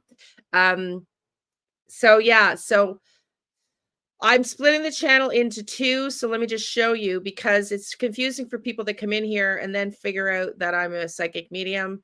So if you want to follow what I do on cases, like where you're here right now, we'll stay here for lives. It won't be psychic medium tarot readings at all focus. This will just be lives for the cases we cover. It's true motive means opportunity, true crime. And then I've got the new channel. I'll show you what it looks like here with the link here in the chat that you can subscribe to. Now, I'm not going to go back there until I got 500 subs. I'm not going to go back to doing anything psychic, downloads, tarot, or anything until I get to 500 subs. We promoted this earlier today. We started at 27. We're at 43. So if you want to follow me here for psychic updates, then do that. Okay. Okay, everybody. Let's watch this next one because it tells us even more details and it's a little bit more concerning. Truthfully, it's a little bit more concerning. This is Brian Enton again, and then we're going to get into Jack and Lilly. Pictures out on the posters. Everyone just wants to know where Melodee is. Hey guys, thanks so much for checking out my show. I really, really appreciate it. Please click to subscribe. That was Ashley Buzzard, mother of Melodee Buzzard, who was missing, and I'm going to explain in a second why I was asking her about cutting up her daughter's missing posters. It's new, something that I found out, and I'm going to get to it in a second. I'm in Lompoc, California. So she was cutting up the posters. Now keep listening because it gets creepier. Right now, this is Ashley Buzzard's house. She's in the house now where she's been for weeks, talking to no one, not answering any questions about where Veronica, honey. Melodee is. Where is the 9-year-old little girl? For those just coming in, we're just finishing the last video here of Melodee Buzzard. Then we're going to get into Jack and Lilly discussions. I am separating the channel into two. This is going to be lives almost daily, and the other one will be psychic, tarot, and downloads and visions. So if you want to follow the other channel for psychic stuff, the link is here because I will no longer bring psychic stuff. Once we get to 500 subscribers on the new channel, I'll start uploading my visions, my readings, if I'm channeling sessions on that other channel. And this will be just the daily, hopefully almost daily live for cases we're following updates. I hope that makes sense. But let's keep listening. She's not talking to reporters. She's not talking to police. She's not talking to anybody. I saw her again today at her court hearing. Going to get to all of that. I wanted to show you real quick, though, outside the house. There's these missing Melodee posters that are outside, and there's some candles over there in the corner. But again, she just doesn't come out. So I'm getting to the latest on everything, what it was like seeing her in court, this new development about the posters and her cutting up the posters and what that could mean. I'm getting into all of it in this episode of Brian Enton Investigates. Hey guys. Okay, again, this is Ashley's house behind me, Lompoc, California. Ashley Buzzard. Thank you, Melodee's Veronica, honey. was in Thank you. court, again, and I was there. This all stems from this charge unrelated to missing Melodee that has to do with false imprisonment, which I'll get to in a second, with one of the mom's former friends apparently locked him in the house, 4 deadbolts, and then had a box cutter, all sorts of crazy details. Well, another advantage I just want to say is I want to have other channels up as maybe discussions down the road, but if they don't believe in psychic stuff, they're going to be uncomfortable, but I can have them here in this domain. So it just all the way around makes much more sense. So if you want to follow the psychic stuff, go follow that other channel, subscribe. And if you don't, then just continue to stay here. But so she was back in court on that charge. It was basically like a status hearing, getting ready for the preliminary hearing, which I will also be covering. And I saw her first walking in. she kind of came out of nowhere. I was outside waiting to see if she was going to show up, and then I saw her walking out. It was a very quick hearing. Different from last time, she sort of had like a little entourage. This time they had a number of police officers there, I guess, sort of like keeping. I was really the only reporter trying to talk. Okay, to her, I'm gonna fast forward this to where, because this is a lot of repeat, and I don't want to listen to a lot of repeat, but I do want you to hear this part. This is fascinating. The house, but apparently none of that has been fruitful, at least that we know of, because they still haven't made any arrests. They haven't arrested Ashley Buzzard on anything related to her daughter Melodee, and Ashley has just still continued to be totally quiet on the whole thing and not answered any questions. So again, I met up with private investigator Bill Garcia, who has been doing surveillance on the house and has also been out to Utah trying to retrace Ashley Buzzard's route and steps and see if there's anything that he could find out. And then also had this new development about Ashley Buzzard cutting up the missing posters, which is really bizarre. Here's my full interview with Bill Garcia as we were driving around. What did you find when you went to Utah? Because there's been such a focus on Utah, that she was there, that maybe she gave Melodee to someone. Yeah. So, well, since the beginning, we've been tracking the information that's been put out by law enforcement and looking at the map and the route. And it wasn't until I actually had an in-depth conversation with Tyler that prompted me to actually drive to that area, because Highway 89 stood out to me. That wasn't the norm for someone that's on a long road trip, unless you have a long amount of time, to casually take the drive. It's situated just north of Zion and Bryce National Park, and it's a beautiful route if you're on vacation. But if you're just traveling, it doesn't make sense to take that particular route. There were some things that were said by Ashley, which kind of prompted that, and Ashley had discussed this with Tyler Brewer, and that prompted us to get on the ground and get going. My read is to jump on the case as quick as possible, because if you do wait, it makes it more difficult, and it puts the child at greater risk of not being found or of being harmed. So once I had spoke to him and I talked to a couple of associates, it was determined that, yeah, it's a good idea, let's get going.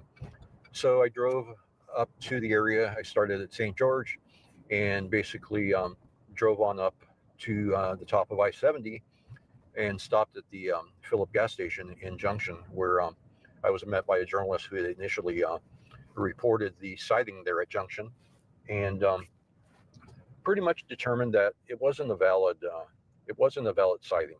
There was questions that couldn't be answered. Well, first of all, the young lady that made the report wouldn't talk to us. So her best friend / manager of the place, who knew all about what Samantha had seen, went ahead and answered some of my questions.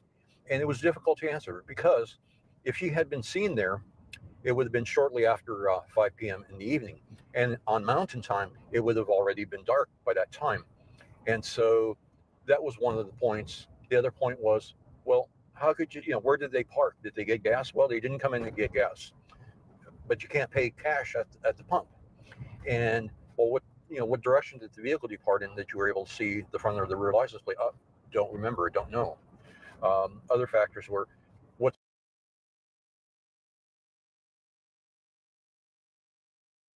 I'm not 100% certain, but I think he's referencing the woman that saw the other woman wearing the purple wig. Remember that? I think that's who he's talking about here. I'm not positive. I'm going to just go off camera, let you listen to this for a minute so I can go to the bathroom before we get into Jack and Lily. Side of the pump where they parked on, because if they were parked on the far side of the pump, it would be more difficult to actually see the persons that were getting in and out of the car.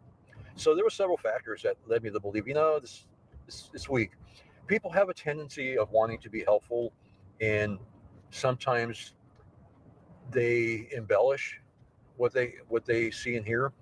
And in this case, this particular report didn't come out until after law enforcement had reported that area.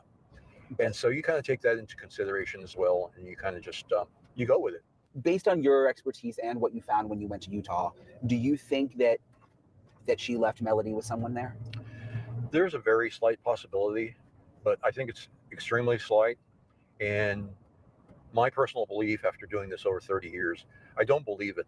I don't believe she left Melodee. I think it's kind of a smokescreen to throw people off, based on what has happened in Ventura and driving that highway and seeing some of the emotional response by seeing some of the emotional response by Ashley at her home.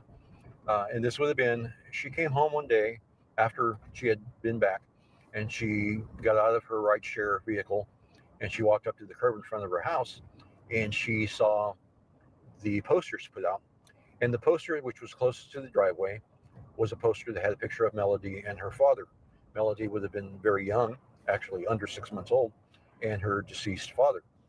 And it's the first time in all the time that I've spent surveilling her that I actually saw a glimpse of emotion. The way she treated that poster, the way she kind of rubbed her hands around the edge of the poster, it's almost like she was reminiscing, but it was the first glimmer of emotion. And to me, that's really, really important.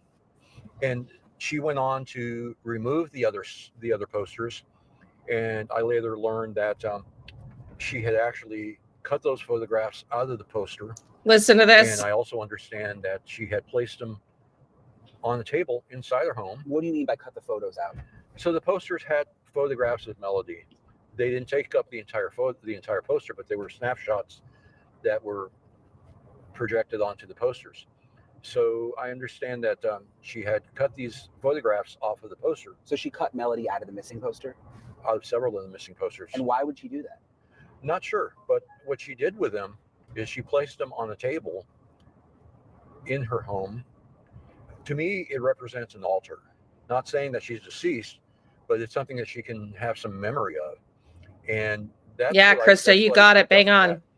I've been told that I'm pretty intuitive as to emotion and what people do, and it's helped find some of these kids.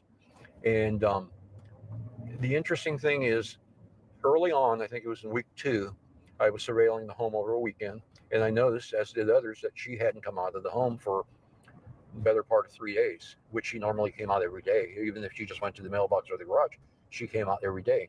She hadn't had any food delivered. She normally uses a Walmart delivery service to bring her food. And so I thought, okay, well, let me see if I can approach her like I have other cases. And so I went to Walmart early on a Sunday morning, and I bought some food, some water, and some dessert. And I found a card that I thought would be appropriate. And I took these items, wrote a couple of paragraphs as to who I was and how she had options and how I had helped people in her type of situation before. And I put this card with the food and hung it on the doorknob because she didn't answer. So that was on Sunday. I decided to return the next morning at 6 a.m. At 6 a.m., I learned that she had already left 10 minutes earlier. Didn't know where she went or what the deal was. But around 9:10 a.m., she returned in a vehicle that turned out to be a medical transport, a non-emergency medical transport. And I let her get out of the van, and I approached her very softly, very cautiously, because I wanted to create a rapport with her. And I walked up to her as she was walking away from the trash cans, and I asked her, I said, "Hey, Melodee," I said, "Hey, Ashley, did you get..." Okay, so I just have to make this, it's not relevant to the case, but it's so interesting. I've been confusing Melodee and Ashley. Brian Enton in the yellow has confused Melodee and Ashley, and so is he. We've all named Melodee when we're referencing Ashley. So I don't know what that's about, but it's just curious for me at this point. And I'm not sure if it's anything other than just a coincidence. But yes, this man is very smart. But he was under the impression that the pictures on the table were almost like a shrine memorial. That's so bizarre to me. For a mom who's supposedly innocently hiding her kids, according to some people, that is scary and does not line up with that theory, in my opinion. That's the bag concerning. Of items in the car. Concerning. And she kind of mumbled something, and she kept walking towards her front door. And at that point, we got to the front door, and I said, "Melodee," I keep saying Melodee because she's the one in my mind. Yeah. I said, "Ashley, we really do want to help. Like I told you in the note, we're not involved with law enforcement, but we're here to help you. And I understand somewhat the difficulties that you may have gone through over time." And she mumbled a couple other things, pretty much unintelligible, but she did respond to me. And then she opened the security door, walked inside, closed the security door, and then closed the solid door. And I did hear 4 different locks turn. And it's like, okay, well, this is my first attempt. I didn't get any other attempts after that, but it doesn't mean I wasn't going to continue to try. Based on everything that you've learned so far and all the investigating you've done, Do you think Melodee's alive? I'm hoping so. I don't know. And as time goes by, it becomes more difficult. I have recovered children after a decent amount of time in good health, alive. They just need to be found and recovered. And so I'm hopeful that that's the case. But in the case that she's not with us any longer, I would like to be able to have her recovered so that family can actually have some kind of closure. And it's a tough closure, believe me. I've been with several families who learned that their loved one had passed, and it's not easy. Does Ashley have other kids? She has one other 20, I believe she's either 20 or 21-year-old daughter. She lives in nearby Arroyo Grande. Her name is Destiny. And I know that a local journalist has tried to talk to her, but I've not reached out to her. I believe, based on what I've learned, based on what I've seen, is that something may have happened to Melodee on that trip. You can't take a 9 or even young preteen on a 3,000-mile trip in 3 days and not have them get antsy or lash out or whatever. So whether it was an accident, whether there was some kind of situation where maybe she got into something she shouldn't have, or just a simple accident, and Ashley not being able to deal with that, seeing the emotion and knowing what Ashley has gone over with over the years, I don't see her leaving her out anywhere with anyone or leaving her out in the brush or in the woods. I see her bringing her all the way home if something happened to her. I think regardless if something happened, she would have brought her at least close to home. So she would have had this other child when she was 19. She says in the video with Tyler, I'm 40. This woman's 21. We've already talked about this earlier, that it's rumored that she lost custody of this child. So I can see protecting her, but then there's the shrine element. And don't forget the car. One of the rental cars was returned damaged with like it scraped and damaged along the side. I don't know. I can't yet pinpoint because I've been so tired. I haven't yet tapped in. Is like I feel like she's I want to say manic, but like almost like in an extreme state of like disillusionment versus like I don't know. It just seems like I've kind of tapped in on illogic, but now we hear her in this conversation earlier today with tape recording with Tyler, completely logical. So I can't figure out if this woman has psychotic breakouts, but it seems to me that this trip that she took with Melodee was planned, coherent, intended to be deceitful, and to me, less in line. I'm more convinced maybe she was more rational than not rational at the time now. Like I haven't definitively pinpointed that, but I think there is some psychosis, but she clearly knew what she was doing at the time that she took Melodee. Which is why when we get some more information, we will probably decide to search an area or maybe some areas around Lompoc. So you think she could be that close to home? Yeah, it could be. I absolutely do. After spending the amount of time, I mean, when you're out there by yourself and you're looking at what's there and you're trying to analyze all the different components to it, I do. I think Ashley has done this before, and whether she was a courier for drugs or any other kind of item. When you say done this before, what do you mean? She's made these trips before. I'm certain of it. You mean this strange trip? The cross-country trips. I believe she's made the trips before, and I understand that she regularly would get a rental car, and we don't know where she went. It's a good possibility that she's made multiple trips. You've got to understand, when you have a homeschooled child, there's no school standing there saying, "Hey, Melodee didn't make it to class today." You have the freedom of having her with you on the road, and I do believe that Ashley loved Melodee. It's pretty evident from what I've seen that she did or does love Melodee, and it may be in her own mind because Ashley does suffer from a certain level of mental health problems. It goes all the way back to when she was young and she experienced some traumatic situations growing up. In fact, there's a news article, I believe, from Orange County, California, where her mother had to essentially escape a domestic violence issue And her mother and Ashley lived on the street when Ashley was the same age, 9 years old. So it can become a vicious circle, and I believe that that may have occurred. And I'm hoping, and I still wait for Ashley to give me a call and take me up on my offer. And our priority is to get Melodee back, and hopefully get Ashley the amount of mental health help that she needs, because she's an Ashley is a victim of sorts in this whole thing as well. When you have to raise a child alone after the child's father has died, and you've got to raise that child by yourself, and you have mental health issues, it's just going to perpetuate it, and those issues are going to get worse if you don't get treatment. And so, obviously she's an adult, she's responsible for her child, but I think she needs some help as well. And so I do have a certain level of sympathy for her. This is one of those cases where I don't believe if anything happened to Melodee where she would lose her life, that that she would actually actually care about what happens.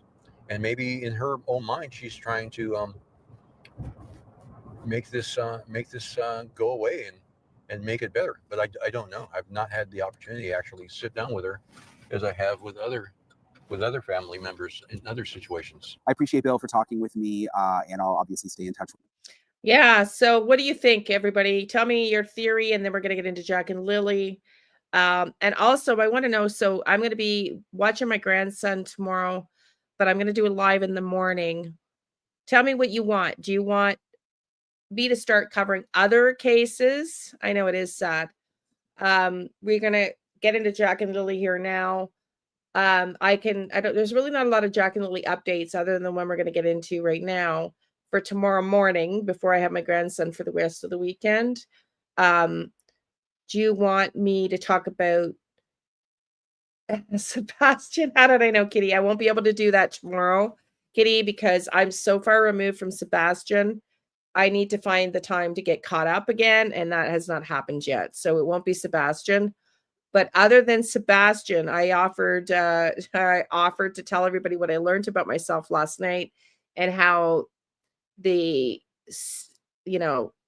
CIA, etc., actually work with psychics. We can do a deeper dive into that, or we can start a couple of other cases. There's Amy Bradley. There's the woman that died, the 18-year-old on the cruise. There's Dylan Ethler from Nova Scotia as well. So put your vote in the chat below. What do you want to see tomorrow morning? Either me in psychic world and how the CIA work with psychics. I just said, Marie, I'm not going to do Sebastian. That's not tomorrow because I have to get up to date with him. I want to go back to get up to date with Sebastian. So not tomorrow because I won't have time between today and tomorrow. I'm trying to go for a walk after this because I need to get some exercise, but it was freezing rain earlier. So yeah, put your vote other than Sebastian, the cruise. Okay, Amy Bradley, Kitty, or the woman just recently? Because there's Amy Bradley and the woman recently. Yeah. So, okay, let me know as I pull up. We're going to talk Jack and Lilly now. If you've seen this, I apologize. We got a couple of things to show for Jack and Lilly. I've got, how many do I have for Jack and Lilly? I've got 2 videos and an article for Jack and Lilly. So let me know. Yeah, Amy Bradley. Okay. That's okay, honey. No worries, Mercury. Get it. When severe abuse and mental health is the substance abuse are combined, I don't think anyone can completely understand the mind of those. That's true. That's definitely true. Okay, well, anyways, I will probably do the cruise stuff, and maybe I'll combine a couple of cases for tomorrow morning. So look for that. I was listening just to this case here, wasn't familiar with it. Yeah. Okay, Tyler, welcome in. If you're open to all of it. Thank you. And Trees, I'm glad. Yeah, this case is wild. We're going to continue to follow because it's a really interesting one. It's just crazy. It's crazy.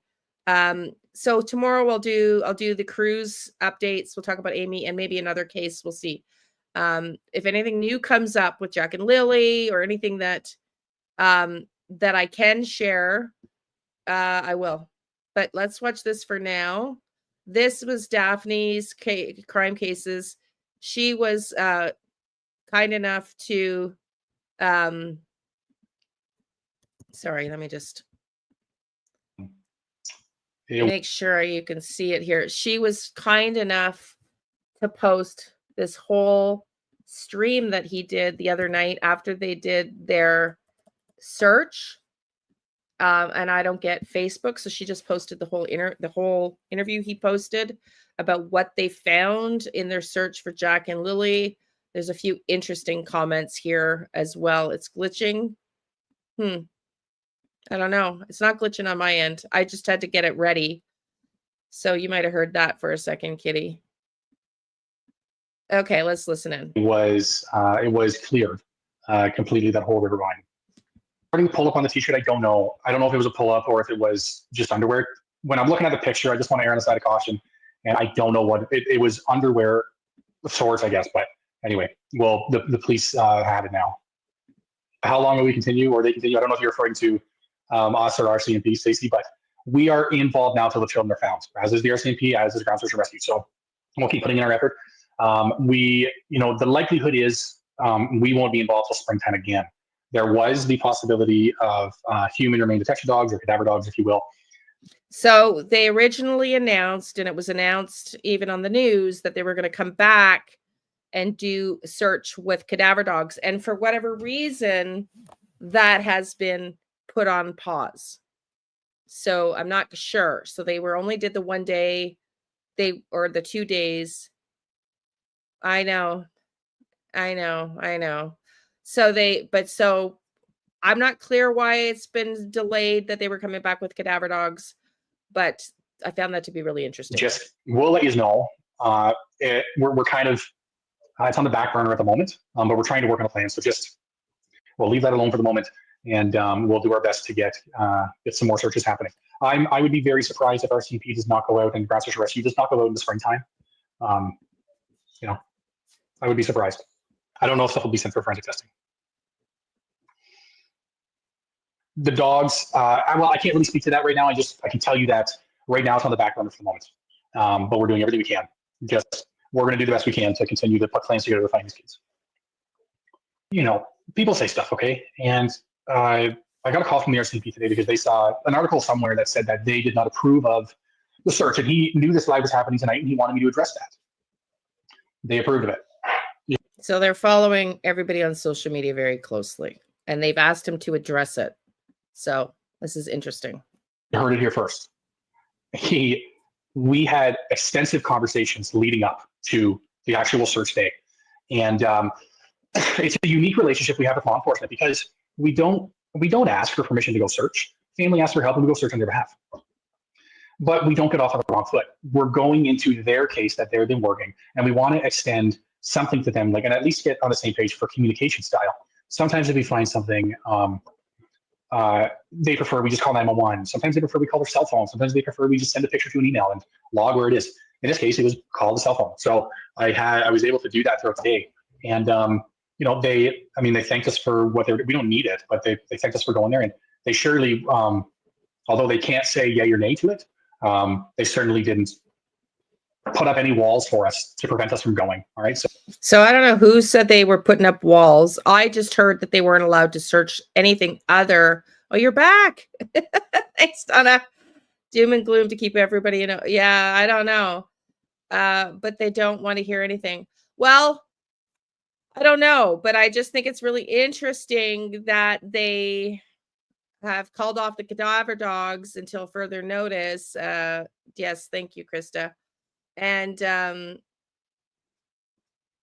it's just interesting that they're paying attention, that they asked him to publicly come forward, because somebody stated, and I thought it came through Belinda, but it was on another YouTuber's channel, that was stated that Belinda said that they did not want them searching in the buildings. I don't know if that's true or not, but I never heard they didn't want them there at all. So I don't know where that narrative came from. I never heard that, but I did hear they didn't want them searching any of the buildings, and they were to stick to the water. And they themselves on the news thought they were coming back with cadaver dogs, and that was also stalled or delayed for whatever reason. So something's going on that we're not privy to, and nor are we going to find out. So I wanted to say that they've been fantastic to communicate with. And it's a one-way flow of information.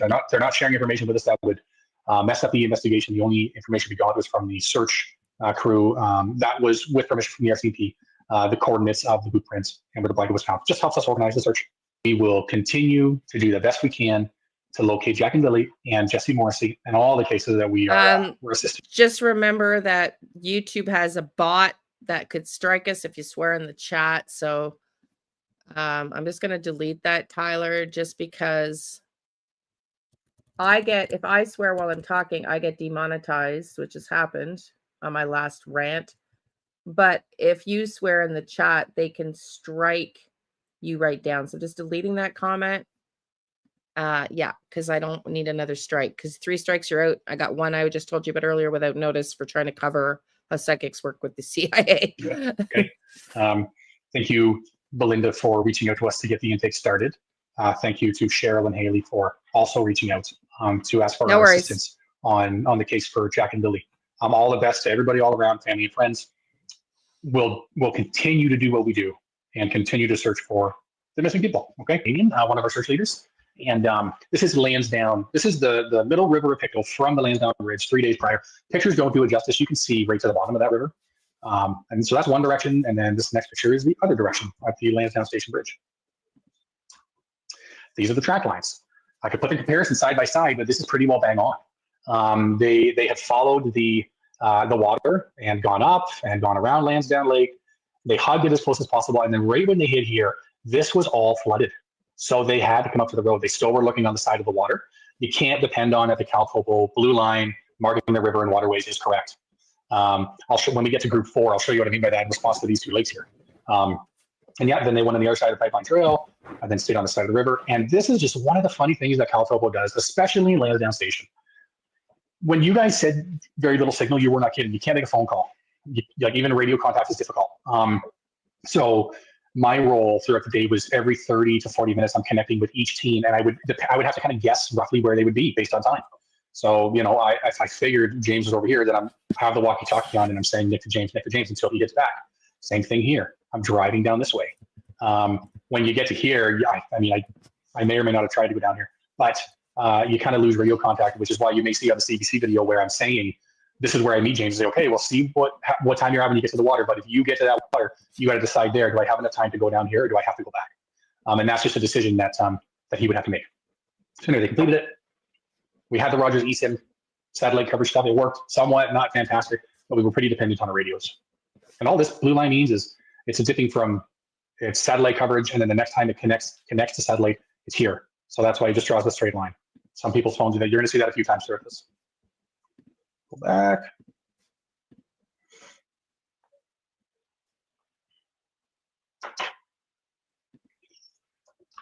This is just showing, I like to add this on, it's just called the map builder overlay to show you the roadways. So, but what I like about Emotionally, it shows you the water. This is clear water up here. There's no blue line going there. This blue shape needs to be here, but that's just the way that Cal Topo works sometimes. You can tell it ain't perfect. It's just, you know, you're roughly doing it. So it may seem like people are crossing the water, but it's just because they're beside the water where it is right now that we're seeing in real time. And then even down here, you can see like the river looks like it's right here even. And it's obviously a little bit wider. Good job, group 1. They found a child's pink bicycle. Yes. We did find out that this was there before. We've talked about it a lot, but we're going to stick to the topic, Tyler, and topic in the conversation here right now. But yes, we have followed him before on this channel. Was found prior to during the initial searches. No relevance to Jack and Lily's disappearance. Gary. I'm going to share photos. Now we have verified with RCMP that it doesn't hold any relevance. I'm not sharing photos where they have not deemed relevance yet. And it's simply because they just don't have them yet. We want to make sure we have the correct coordinates. And Cal Topo is not a perfect system. So we do know where these items are. It's just a matter of making sure we have these last couple items coordinated correctly. This is an upside down kid's trike in the river. Again, no relevance to the case. It's not identifiable as being Jack or Lily's. This was interesting. So before maybe a couple days before we came, we were getting a lot of these messages regarding the heat signatures close to the middle river of Pictou, across the road. So we were able to find out where those coordinates were, and we, of course, group 1, they went down and they spent a considerable amount of time there. As what became apparent, as did search and like regular search and rescue personnel, you know what I mean, regular people who get called to go do this. There were these flagging tape markers all over the place. And it was really around where these heat signatures were. So yes, it obviously was important to them as well. All right. So do you guys wonder what those heat signatures were? They're claiming, I guess they thought at the time they were bears. Do you think that was a possible mistake? What do y'all think? I'm confident that after our view there and then seeing what they obviously did, those heat signatures can be put to rest, that there's nothing there now. What were they? Well, we may never know, but the belief is that it had to do with a bear in the area. This I wanted to share because this group 1 team is wild. So this culvert connects Lansdowne Lake to the middle river of Pictou. I can't believe what they did, but if you're guessing what they did, you're probably bang on. They crawled through it. You can see a lot of the debris is kind of washed here. So they crawled through, they moved sticks, they made sure that they're not missing anything. And, you know, they did a bang up job clearing that. And I thank them for that because that's a daunting task. Okay, group 2, let's check.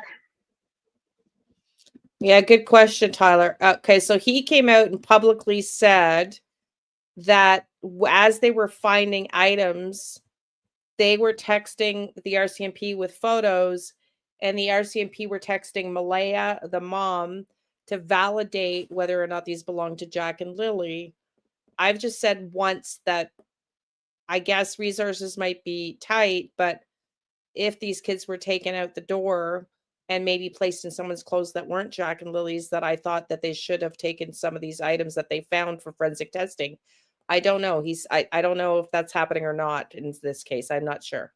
But they were validated by Malaya as it was going on during the search weekend that they were not Jack or Lily's items. I just don't know that it shouldn't have been verified for DNA in the event that somebody that did take them put them in clothes that mom wouldn't recognize. That's all my point was. I'll go through the comments after, guys, and I will I'll comment back to what I can, right? So Yeah, just bear with me. I'm not gonna forget. Hey, it. YouTuber, welcome in. All right, so this is group 2. Group 2 started again Lansdowne Station Road, and they were to follow, stay on this side of this first river, and then when it connects, turn back, cross that Lansdowne Station, follow this river, keeping it on to the north, get up on McLeod Road, go around, and then up past Lansdowne Lake. I should mention that each team was responsible for approximately 5 kilometers of searching, is what we mapped it out to be.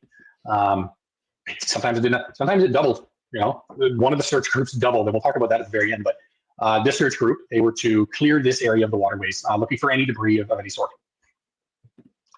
And this is their line. So if I go back just briefly here, and I just kind of want to zoom in and show you. It's not going to let me zoom in and go to this picture. It's fine. Facebook Live is not my friend. Okay, so you can see they started here, and if you remember from the picture earlier, it showed like the river actually going here and then coming back, but it was just flooded. We all got so much rain over the last few weeks. We sure know how to time these searches sometimes, but that's as far as they could get in. Then they had to come back, and then now they're on that south side of the river. Well, and that's what we saw with Marie. Remember in Sebastian's case, we saw the same thing. Remember the cop, remember one of the searchers found something and the cop was complaining that they had to go in the water to get it in their uniform and they had to wait for hours for the material to be collected. But at least in this case, they came and collected it and bagged it for DNA testing. So with this Jack and Lilly, that's not apparently what's happening. So yeah, I don't know. I don't really know. I don't really know. I would think that that's what should have happened. But, you know, I'm not an investigator, but that's what I would have think should have happened unless you believe the parents. But again, if you believe the parents who are now saying and have said all along, quite honestly, that they walked out the door and then they went to the narrative that somebody took them. If the second narrative of somebody took them, if they had them in different clothes, I just don't know why they wouldn't analyze that just in case. An event took place here, and well, I'm going to talk about that more for the group 3, all right? But after this event took place, we had asked groups 2 and 3 to come out. They came out here went up to Lord Park and came out, and we drove them back to the Union Center for a break and a debrief, and then we sent them back out. Yeah, well, that's another interesting point, Veronica, that a lot of people, hey, Wendy, honey, nice to see you. Are the searchers that soft? Well, Tyler, I don't think they can force the RCMP into taking them the articles, right? Like, but I am curious as to why the RCMP are not seemingly taking some of what was found as DNA evidence. And also it does bode the question, if so, why bother even trying? Because as he says, Tyler, they were not called in by the RCMP. They were called in by Belinda. And so they're navigating a line between kind of what I'm trying to do is working for myself and what I'm picking up as downloads, and then trying to get that to the RCMP and not being well believed by most people about psychic stuff, right? So they're kind of like, they're working the similar situation, but differently, but they're not working for the RCMP. They're working independently like me, but actually in this case, more deliberately, intentionally on behalf of Belinda and the family. And so they don't really have the jurisdiction to go in and force RCMP to say, hey, take these and DNA test them. They just don't. No, but they can make a lot of noise. Yeah. So I'm disappointed. We don't use all caps. Tyler's new to the chat rules. It's okay. Thank you, Krista. So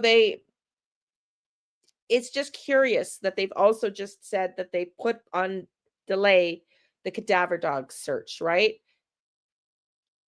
We don't know what's going on in the background, but Tyler's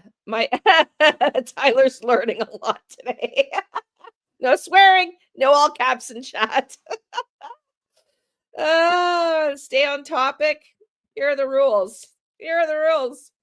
Use initials when discussing suspects. State, in my opinion. We've learned through the Bullhorn Betty saga when she got taken to court by Chris Proudfoot and Katie Proudfoot and the Bowerstocks that you can be sued for your opinions in chat if you don't say your opinion. This is why I've added this broadcast at the bottom that also says that the channel's subscribers and community's opinions are theirs and theirs alone, and are not, not necessarily yeah. So Tyler, yeah, stay, no worries. Just, yeah, we're just gonna go through the rules for a reason, because I had somebody else really upset that they got booted out for swearing in chat. And it's like YouTube has a bot system, and 3 strikes you're out. So okay, so no chats. I also want to stay on topic. And if we're going to discuss other creators, I'm responsible for that. I've said some not so nice things, so I'm going to do better on that, where we're just going to talk nice about other creators, even if we don't like them. So those are the kind of general rules. So let's get back into this now. It's always learn the hard ways. Oh yeah, I know. Well, that's on me because I don't promote the rules very often. Just because most people in here are knowing of them, but when we have people new, we have to kind of remind everybody.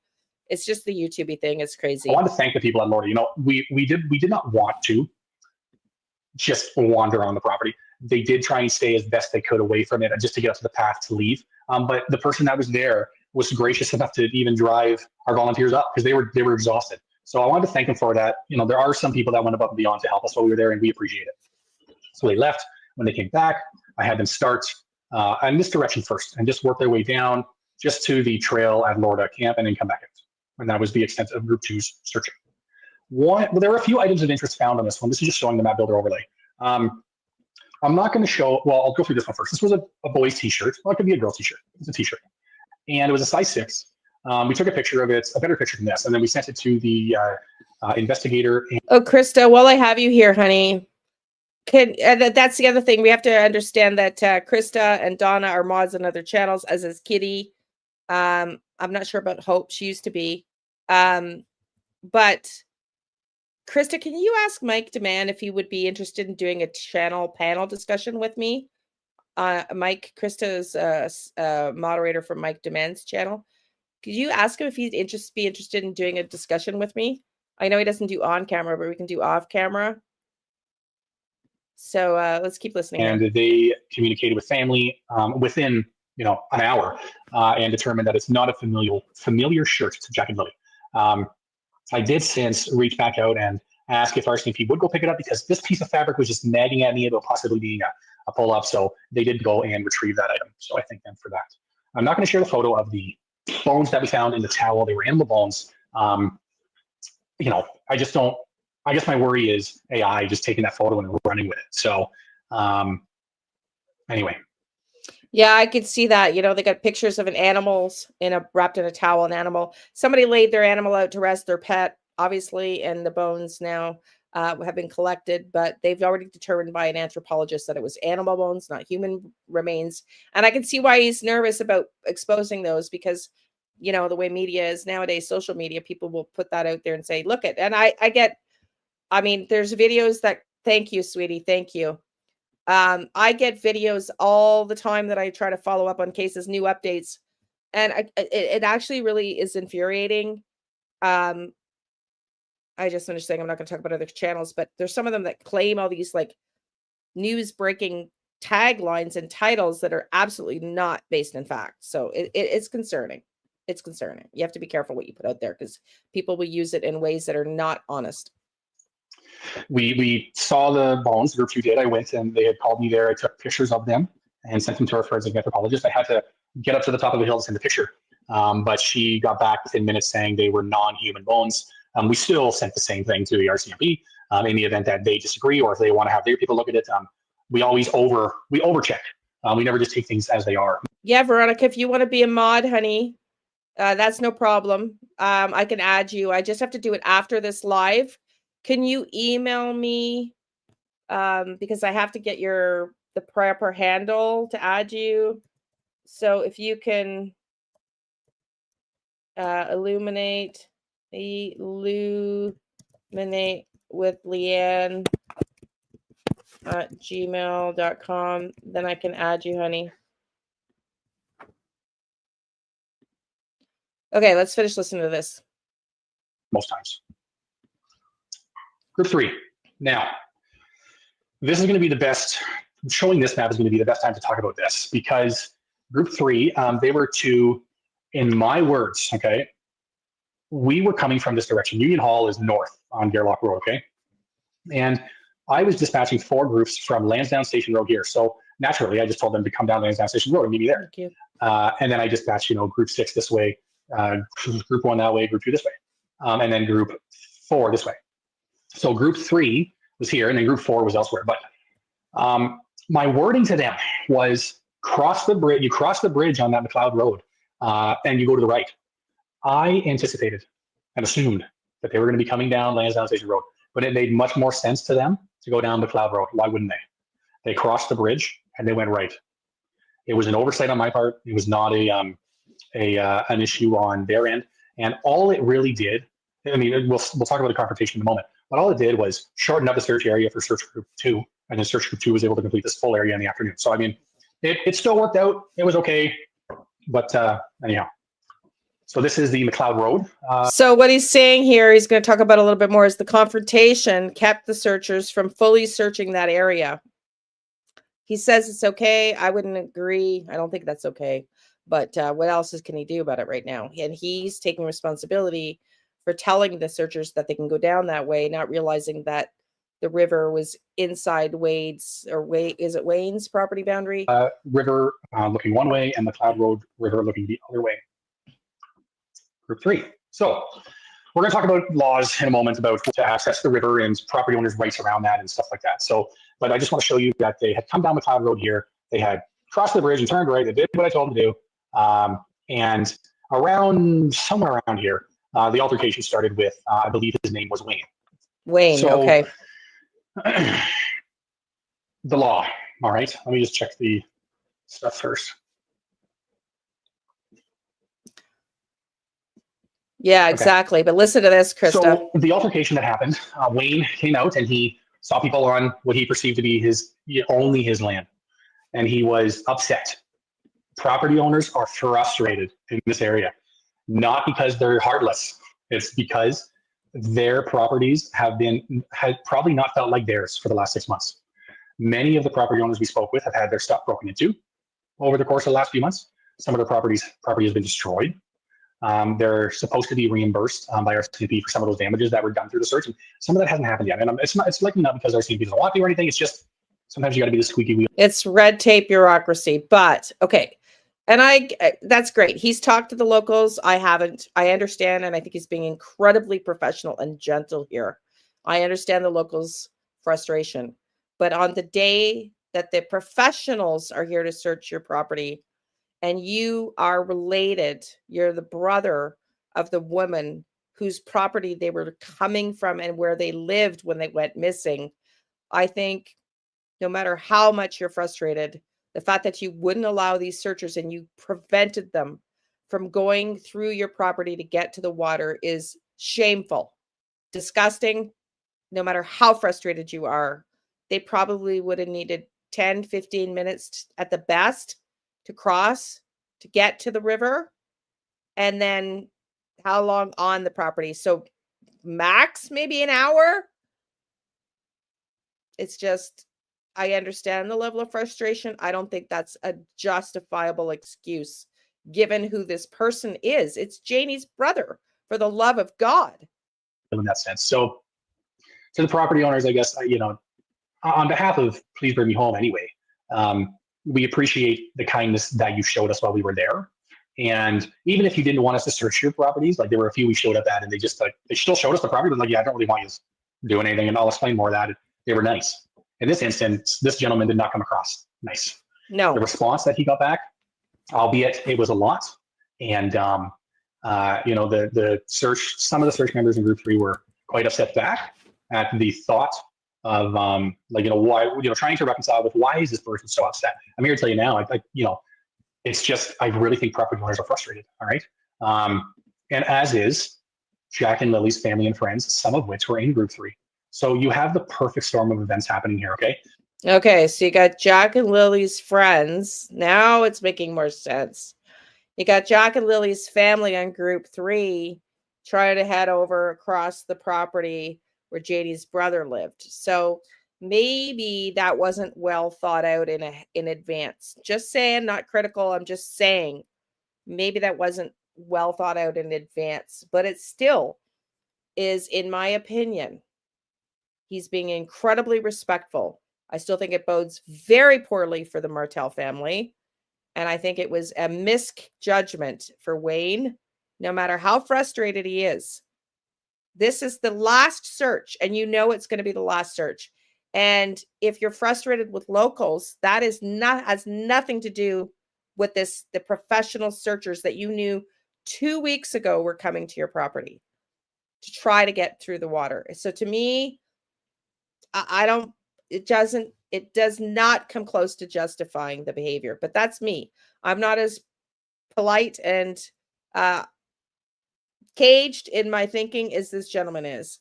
So he's not going to be nice. And why not let them search hiding anything? Well, that group, we're thinking everyone wants the children's found. Exactly. Right. Like this is, yeah.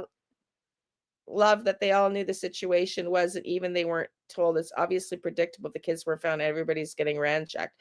Yeah, I mean, I feel bad for them. I do. I'm not making excuses. I feel poorly for them. But those are two separate problems. And issues, and they shouldn't have been crossed over to make it one problem. They're two separate issues. You got professional searchers that were given the go-ahead and asked to come forward on the last day, which has been reported for search before snow, and you've got people illegally coming onto your property to cause ruckus. Those are two completely separate scenarios. And I think a person that wanted to find the kids would be able to separate those when they weren't so emotional. And they probably got triggered by the fact that they've got the other family members on Malaya's side also there at the same time. You have family and friends of Jack and Lily on one side on group 3. They're in other groups as well, but group 3 here. And then you have another side of Jack and Lily's family who owns property here. This group 3 shouldn't have even been there anyway.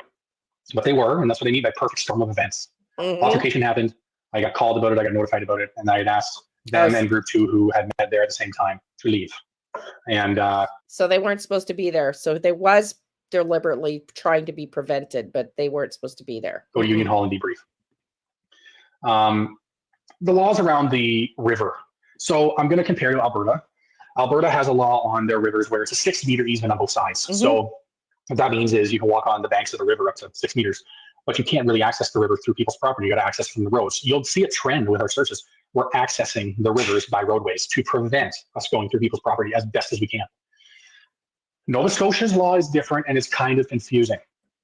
Nova Scotia does not have an easement law. You can walk in that river, no problem in the river. It's no one's property. No one owns it. It's public access. Where it gets tricky is anywhere where that river has put that land underwater, you can walk. So a line where you can tell that water was on there at one point in time, and I'm sure a lot of people in Lansdowne Station can agree that water levels are quite low. They certainly were over the summer, and they still are. So this group was following the law. This group was following the river, walking on an area that would have been underwater at a point in time. Do I expect Wayne to know that? I don't. Do I expect everyone to know that? I don't. I didn't know that. But the searchers were following the law. So it's Wayne's property, but it's also public access property from the roadway. I agree, Marie. It just doesn't look good. No matter how upset they are, it doesn't look good, given that Wayne's Janie's brother. It doesn't look good. So that's what we have to understand here. There was no intent, I think, on either side. I think it's just high emotions. It's a very difficult situation, and how this would not bring. I agree, Trees. I just think it bodes badly no matter what. But he's way more considerate, and he's actually spoken to the locals, and I get that emotions are running high, but I am like, there's not a reason in HELL that is good enough, in my opinion, to have done what they did. That's just me. Unless you're, whatever. You know what I'm going to say. Some of the worst in people's attitude and emotions. I mean, what would we expect? Okay, so true. And I leave it. Wayne, if you do want to call and have a chat with me about it, I'm certainly more. And he is right. This situation is bringing out the worst. It does bring out the worst in everybody's behavior. Absolutely, emotionally charged, devastatingly charging for everybody. I'm willing to have that conversation with you. Brings me to the next thing, though. As the group was leaving to come back to the Union Hall, and there was a picture circulating that said these trucks were blocking access. Okay, it's hard to know. It's hard to know what.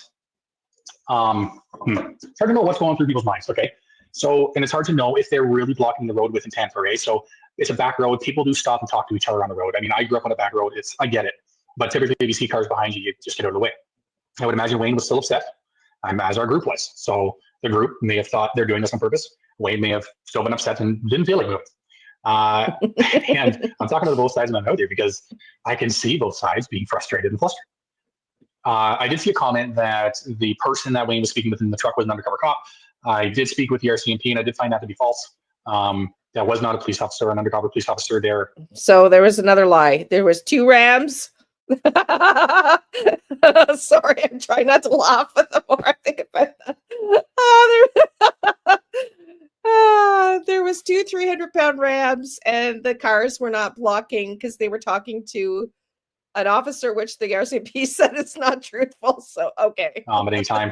Now, is it possible that the RCMP are wrong about that? Maybe. God. But of course, I double checked it. I know. Is it possible Wayne just said that because? I know. To say it, to get people on the back about it, maybe.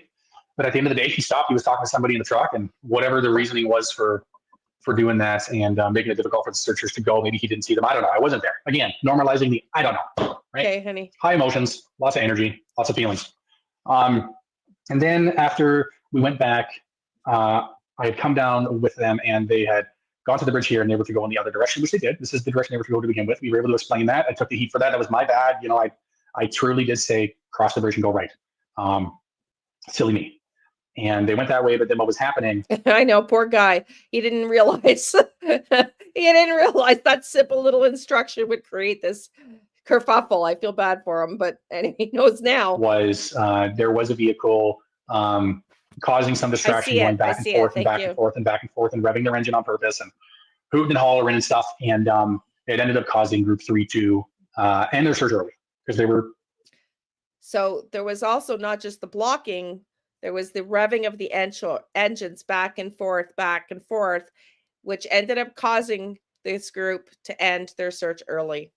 That is not just blocking and saying there's rams.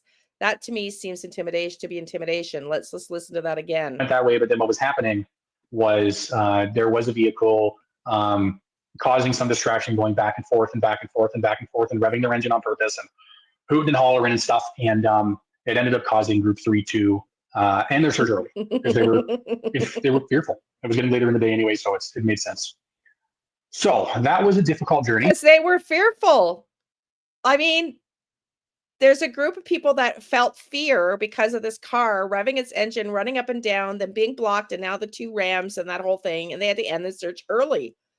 Is not going to look well for this family in a court of law if they ever get there, just saying.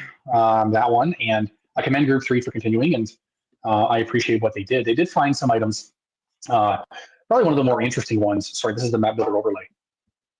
I'll get there, but this is showing you what I mean by. I agree. I think the intention, it's got Chris Proudfoot vibes all over it. It's got Chris Proudfoot vibes all over it. Just my opinion. The waterway, like the blue line is never exact. It's a rough estimate.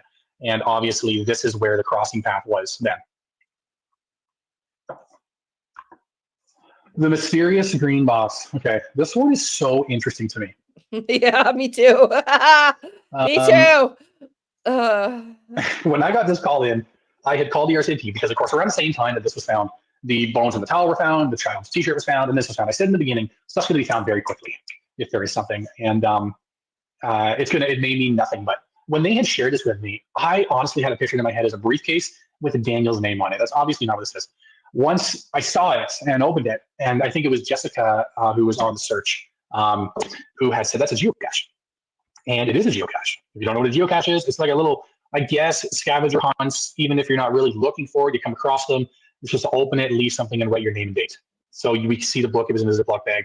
And then, of course, this was the thing. It says Daniel Martel, May 3rd, 2014, left the 2012 quarter. So just adding to the stuff. And I wanted to get on here and talk about this because people are going to run with this, okay? I'm here to tell you. I'm working on going through the actual geocache site that shows you where stuff has been. It shows you all of where the geocaches have been. Somebody taught me this yesterday. This has been there for a long time. So to think that it was, dumped there, planted there purposely or something is wild. It is wild that his stepfather's name on it. It's May 3rd, 2014, almost to the day, 11 years. So, Daniel grew up there. It's all this is telling us is that Daniel knew the area, took part in a geocaching. There's nothing. I don't think the only reason that geocaching is very interesting for me as a psychic medium is because y'all remember me describing in my vision of Jack and Lily being led that I felt like that person leading, and I told Mike Wilson this, was making like landmarks points, like they knew that back, like they were like deliberately had landmarks of where they knew they were going to navigate, because don't forget, it would have been dark. It would have been dark. If this happened between 12 and 5 a.m., that those kids where we heard the cars coming and going were taken from their home. And if they were, this would have been in the dark. So that's where I found it was interesting. Yeah, my friend said something for 7 years ago. And the other thing that made it interesting was that the first searchers didn't find it. So those were the two.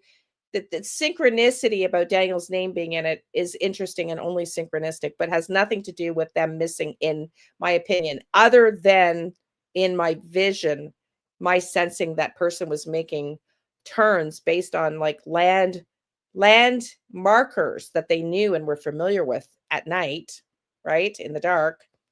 And the other reason this is interesting is that the first search never found it. But other than that, it's got no relevance to the case as it stands now, in my opinion. Nothing here, guys. It's just a thing.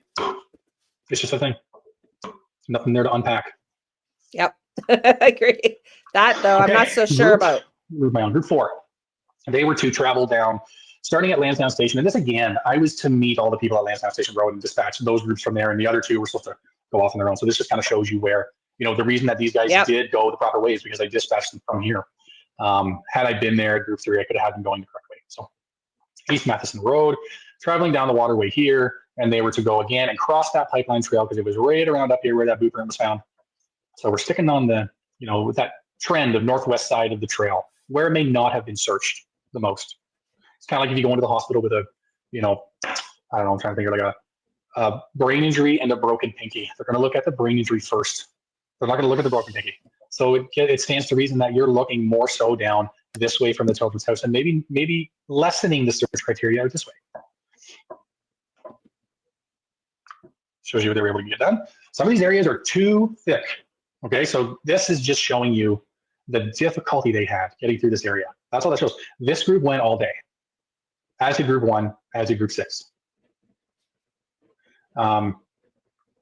Without that break in between, because I ordered them back. They would have gone, but I wanted to reset the other groups. So again, following the water, they came out here. This is a trail here. And then they were picked up right down this way. They just couldn't get too much farther. It was getting into the day. This was about 4 o'clock when they were here. And I really wanted to start getting people out of the woods. Showing you the map builder overlay, pretty consistent with the waterway. Yes, there was, Cindy. Group 5 was focused on standing water areas. So Lansdowne Lake, and then you have these two, you have this lost blue blob here that's not even in the correct spot. But anyways, they did go down and they did intend to walk the perimeter of these. The property owner was extremely polite and said, you know what, people are causing issues. They're breaking into stuff. They're causing damage. But they went as far as to show our search director where and how it was searched. You can still see lots of flagging tape, lots of evidence of the search. So we felt confident that it's overkill if we're doing that. It's been done. And that person's also been there multiple times searching on their own. We also decided to kibosh the perimeter of Lansdowne Lake. Okay, so they ended up canceling not a lot, but a few of their searchers. They ended one early because of the threats. They didn't go to this one because the property owner had said it was searched extensively. And now he's saying, and they also kiboshed searching around Lansdowne Lake. We had this group going up this perimeter of it, and we were going to have this group going up this perimeter of it. And we believe Lansdowne Lake's been done. We learned that in the few days prior from Ground Search and Rescue that it was like if there's one area that was overdone, it is Lansdowne Lake. It seemed to be the most obvious place to start looking from where the kids went missing. So again, they skipped that one. This area, however, was interesting, and there is a standing water. I kind of zoom in and show you this, but it's in relation to this the last scene, and there's the boot print. However, this boot print gets there, if it's attached to their case or not, not for us to say. It's evidence. There was a child-sized boot print there. Do they walk down this way? Do they walk up this way and they're trying to get back home? Who knows? In any event, you have a clear trail that goes down here to this watering hole. So it was one of the standing water areas for that group we wanted to get looked at.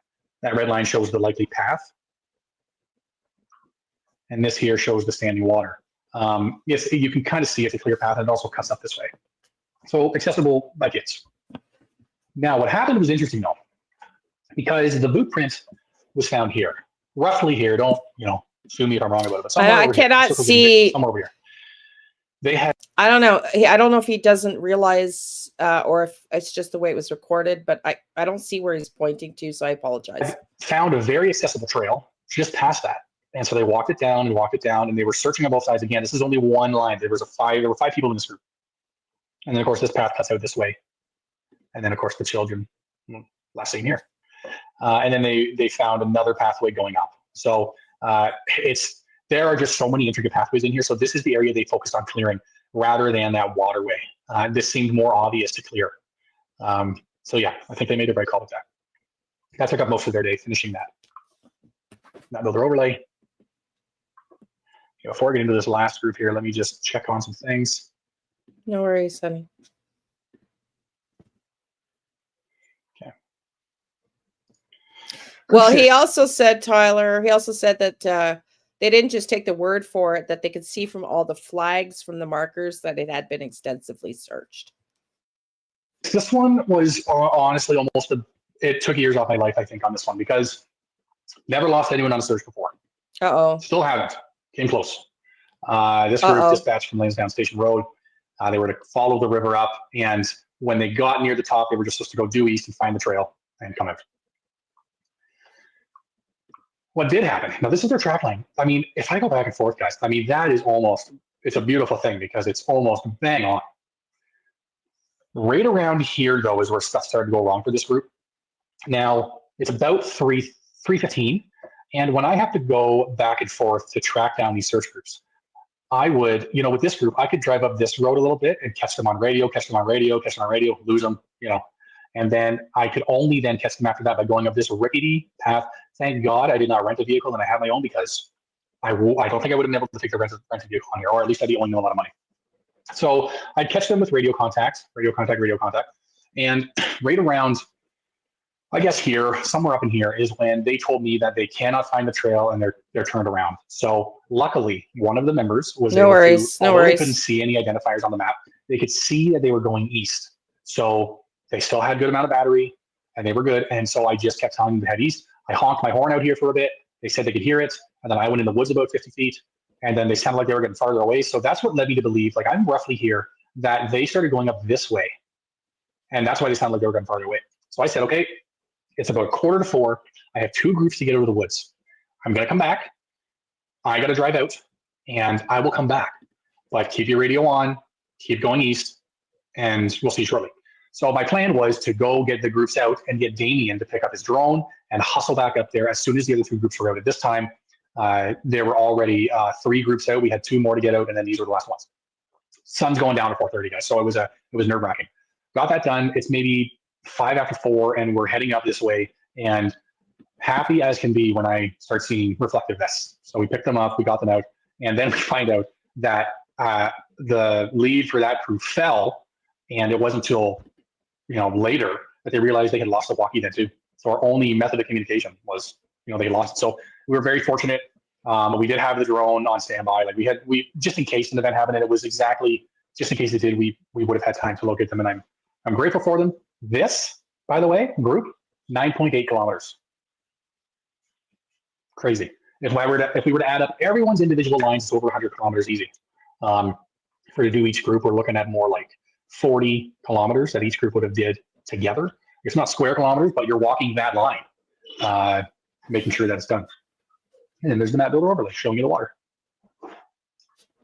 This is the totality of the search. So it shows you all the lines and what it looks like after when we put it on the map. I mean, it's not exactly like we shot it out to be, but in the beginning, but it is. Okay. I'm gonna stop my sharing and see this. So that's where they got, that's what they'd got, and that's the end of that. We're almost done. We're going to do a couple more little things on Jack and Lilly here. So if you want to go back, if you're coming in late, go back and rewind if you're interested in it. Okay, let's read an article here, and then we've got one more video. Oh, it's been taken down. Interesting. I had a link that I can no longer get. Let's see if I can find it somewhere else. What is going on?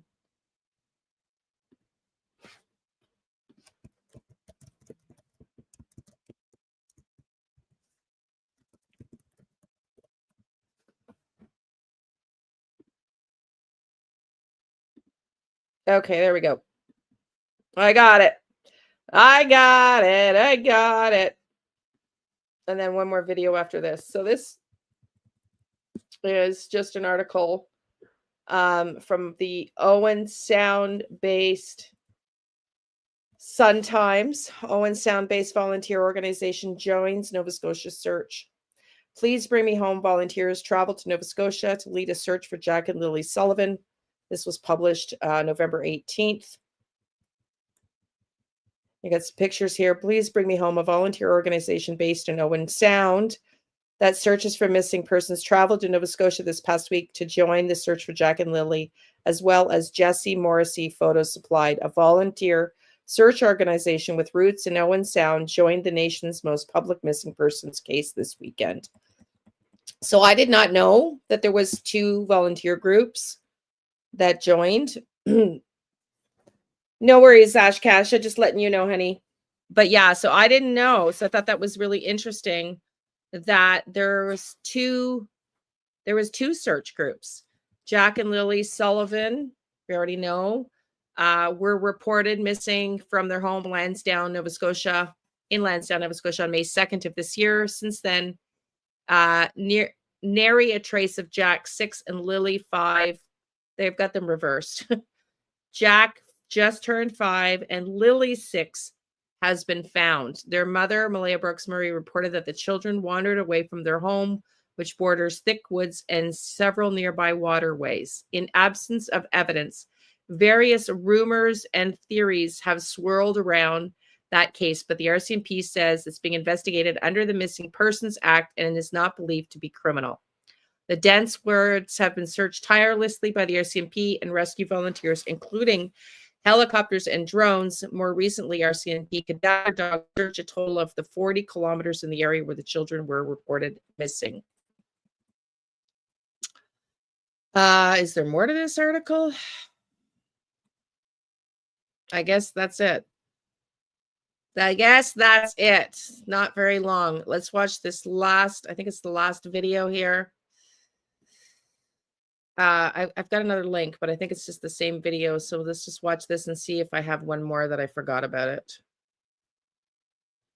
Hidden in the Fog. And then I will be on live tomorrow morning. So before I get my grandson, I'm going to babysit him for the night. And then I'll be back Sunday night. So Saturday morning, Sunday night. Click on the notifications for that. Let's just listen to this video here. This was posted by Hidden in the Fog 3 weeks ago. Thank you to Cheryl who sent it to me. Thank you to everybody who sends me stuff. I could not do all this without y'all and your support and your help for sending things. So let's just listen to this. And I have one more link. I'm not sure if it's in another video I forget about or this one twice, but listen in.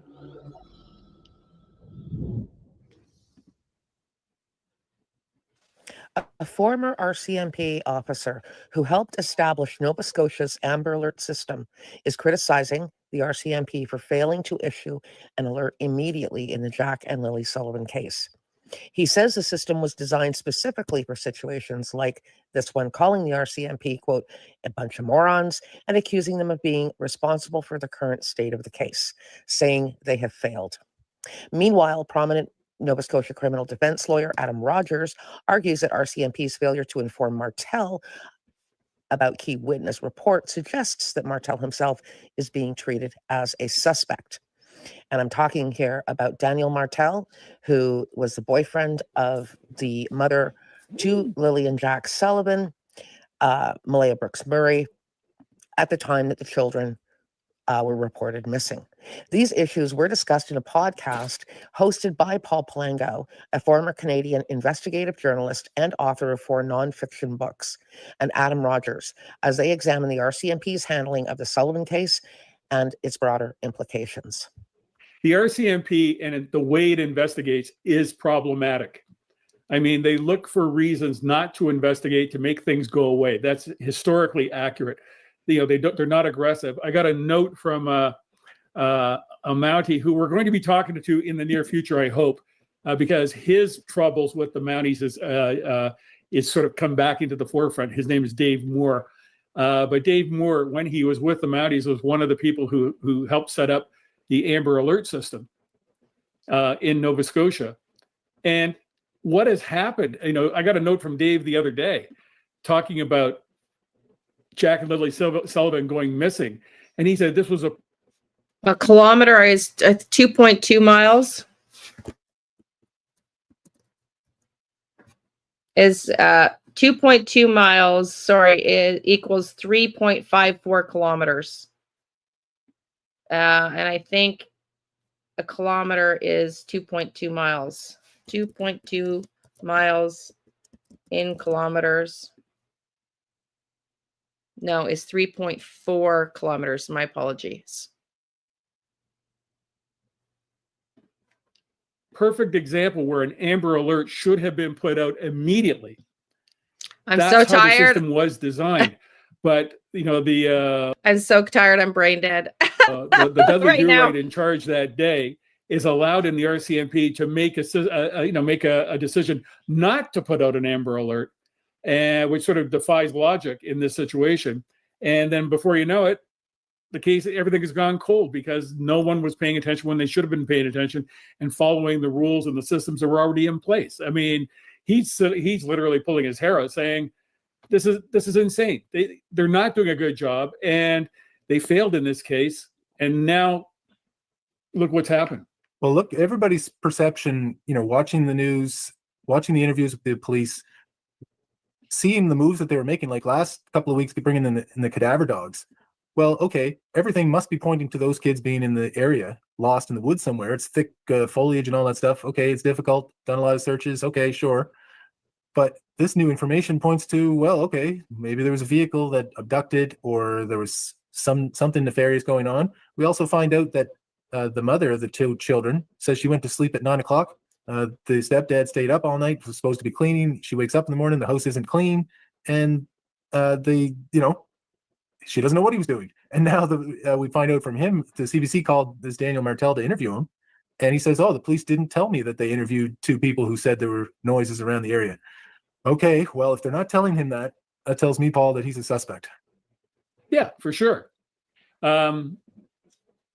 But somebody, the suspects obviously were the people closest to that house. Yeah. In this situation. But let me get back to what Dave Moore said. I mean, I'd like to get him on camera in the next little while, but here's what he said, and I think this applies. He was a smart cop who got sort of railroaded out of the RCMP, and we're going to come back to this in a bit because he was involved in the Glen Assoon case with the missing documents and all kinds of malfeasance by the RCMP and Halifax police. Dave says, the Amber Alert is designed to take the discretion away from egos and know-it-all police officers. The formula is simple. Send out the Amber Alert for the missing person as soon as it was reported to police. Why? Because time is of the essence, and the quicker people are alerted to, the higher likelihood of somebody seeing and reporting them. The alert extends 100 kilometers for each hour they have been missing, plus an additional 100 kilometers radius. This is used as a general traveling speed by cars of 100 kilometers an hour. The rationale need not be explained. Just do it. Yeah. The Sullivan case in Nova Scotia was stymied by moron RCMP who thought they knew better. Who effing asked you to think for yourself? Now they are lost with no baseline of understanding and no scope of distance to the investigation. Even when a foolproof program is designed and implemented, the RCMP still can't get it right. Society loses every time. It's hard to fly like an eagle when you work with a bunch of turkeys. That's something. Well, let's just think of this simple little example. Okay, everybody's seen the articles with pictures of the two children. Okay, I haven't memorized those pictures. If there's an Amber Alert and somebody thought they were missing, you take a lot closer look at those photos just so that you're like, okay, well, now I'm going to be on you never know where they might be, right? So that would generate potentially more leads by having the general citizenry more alert to it. So big mistake there by the police. Absolutely. Lilly and Jack Sullivan, 6 and 4 years old, went missing May 2nd of this year, 2025, from their home in Pictou County off Gerlach Road. They were reported missing at approximately 10:01 a.m. by their mother, Malaya Brooks Murray. The children have been missing ever since. Despite intensive searches by land, air, dogs, drones, RCMP bringing in cadaver dogs just a few weeks ago, there has been virtually no sign, according to the RCMP, of the children. And despite an intensive investigation by the RCMP, police still claim that there is no evidence of any sort of criminal offense. The case is still classified as a missing person case. If you have any information on the whereabouts of Jack and Lilly Sullivan, please contact Crime Stoppers.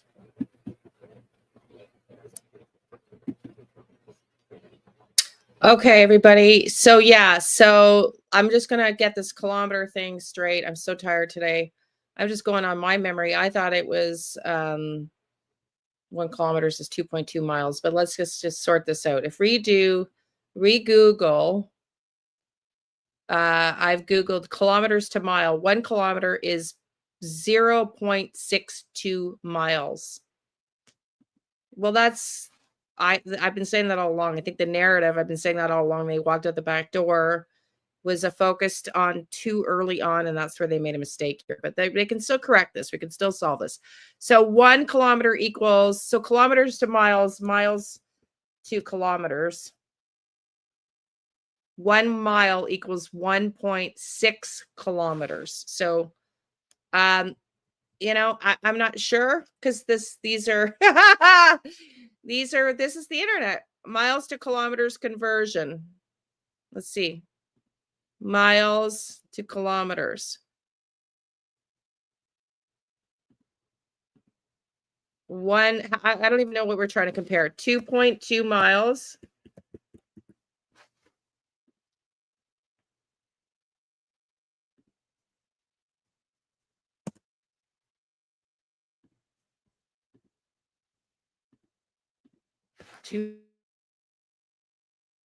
More kilometers.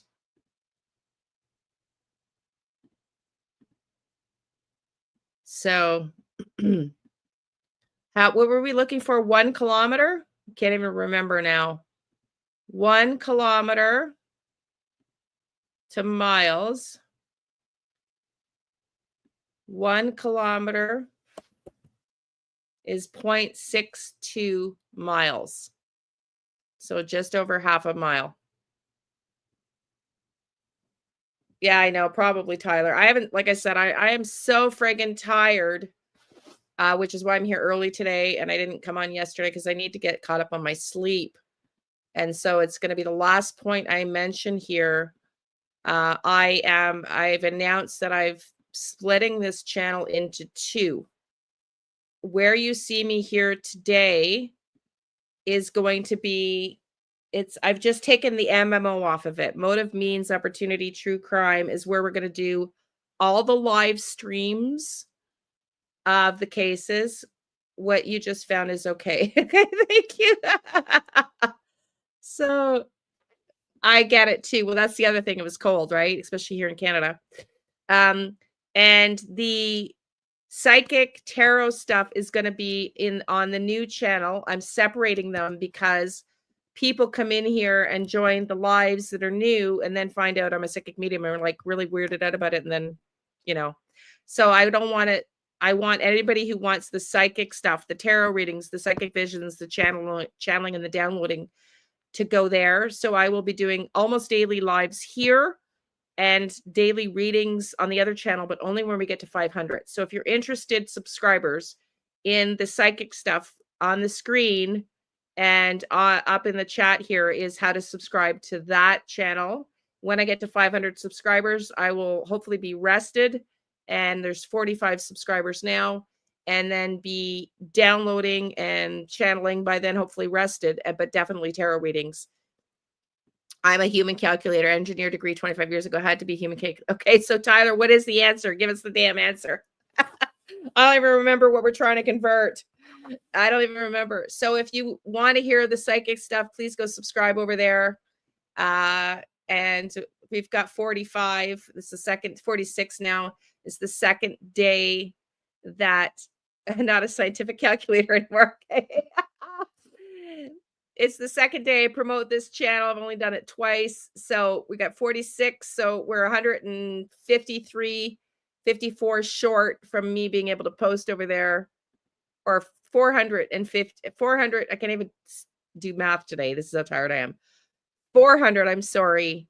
And 54 subscribers, 454 away. So if you're watching this in replay, please go and join the extra channel so that we can get going again with the readings. But I just, the reason is not to force anybody to subscribe, is if you're interested in that. It's just that what I said, I don't remember what I said, is that without enough subscribers, like I can put those videos out and they won't get picked up by the algorithm. So even if you've subbed over there, you won't see them because I've gotten one notification only for the person. Y'all are subscribing and clicking the notification bells. And when you do it properly, I get notifications from YouTube. And out of the 47 people, I've only been notified once today of somebody being properly put on that notification list. So if you think you're going to be notified and you think you're going to get the videos, that's a YouTube problem. You're not. So I'm too freaking tired. So this is all for today. Go sub up. I have to send an email out to somebody right now, and I will be on tomorrow morning on this channel. And yes, exactly, Denise. I'll be on this channel tomorrow.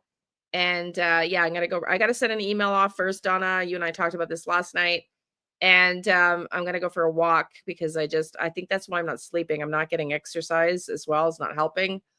It's not only the only reason, but part of it. So I'm gonna do that before it's dark here. But I will see you tomorrow morning and then Sunday night on this channel. Go sub up on MMO Tarot. Okay. Wait, what says Krista? Love you too, Donna. You stay safe and have fun on your honeymoon, honey. Krista, what are you confused about before we go, honey?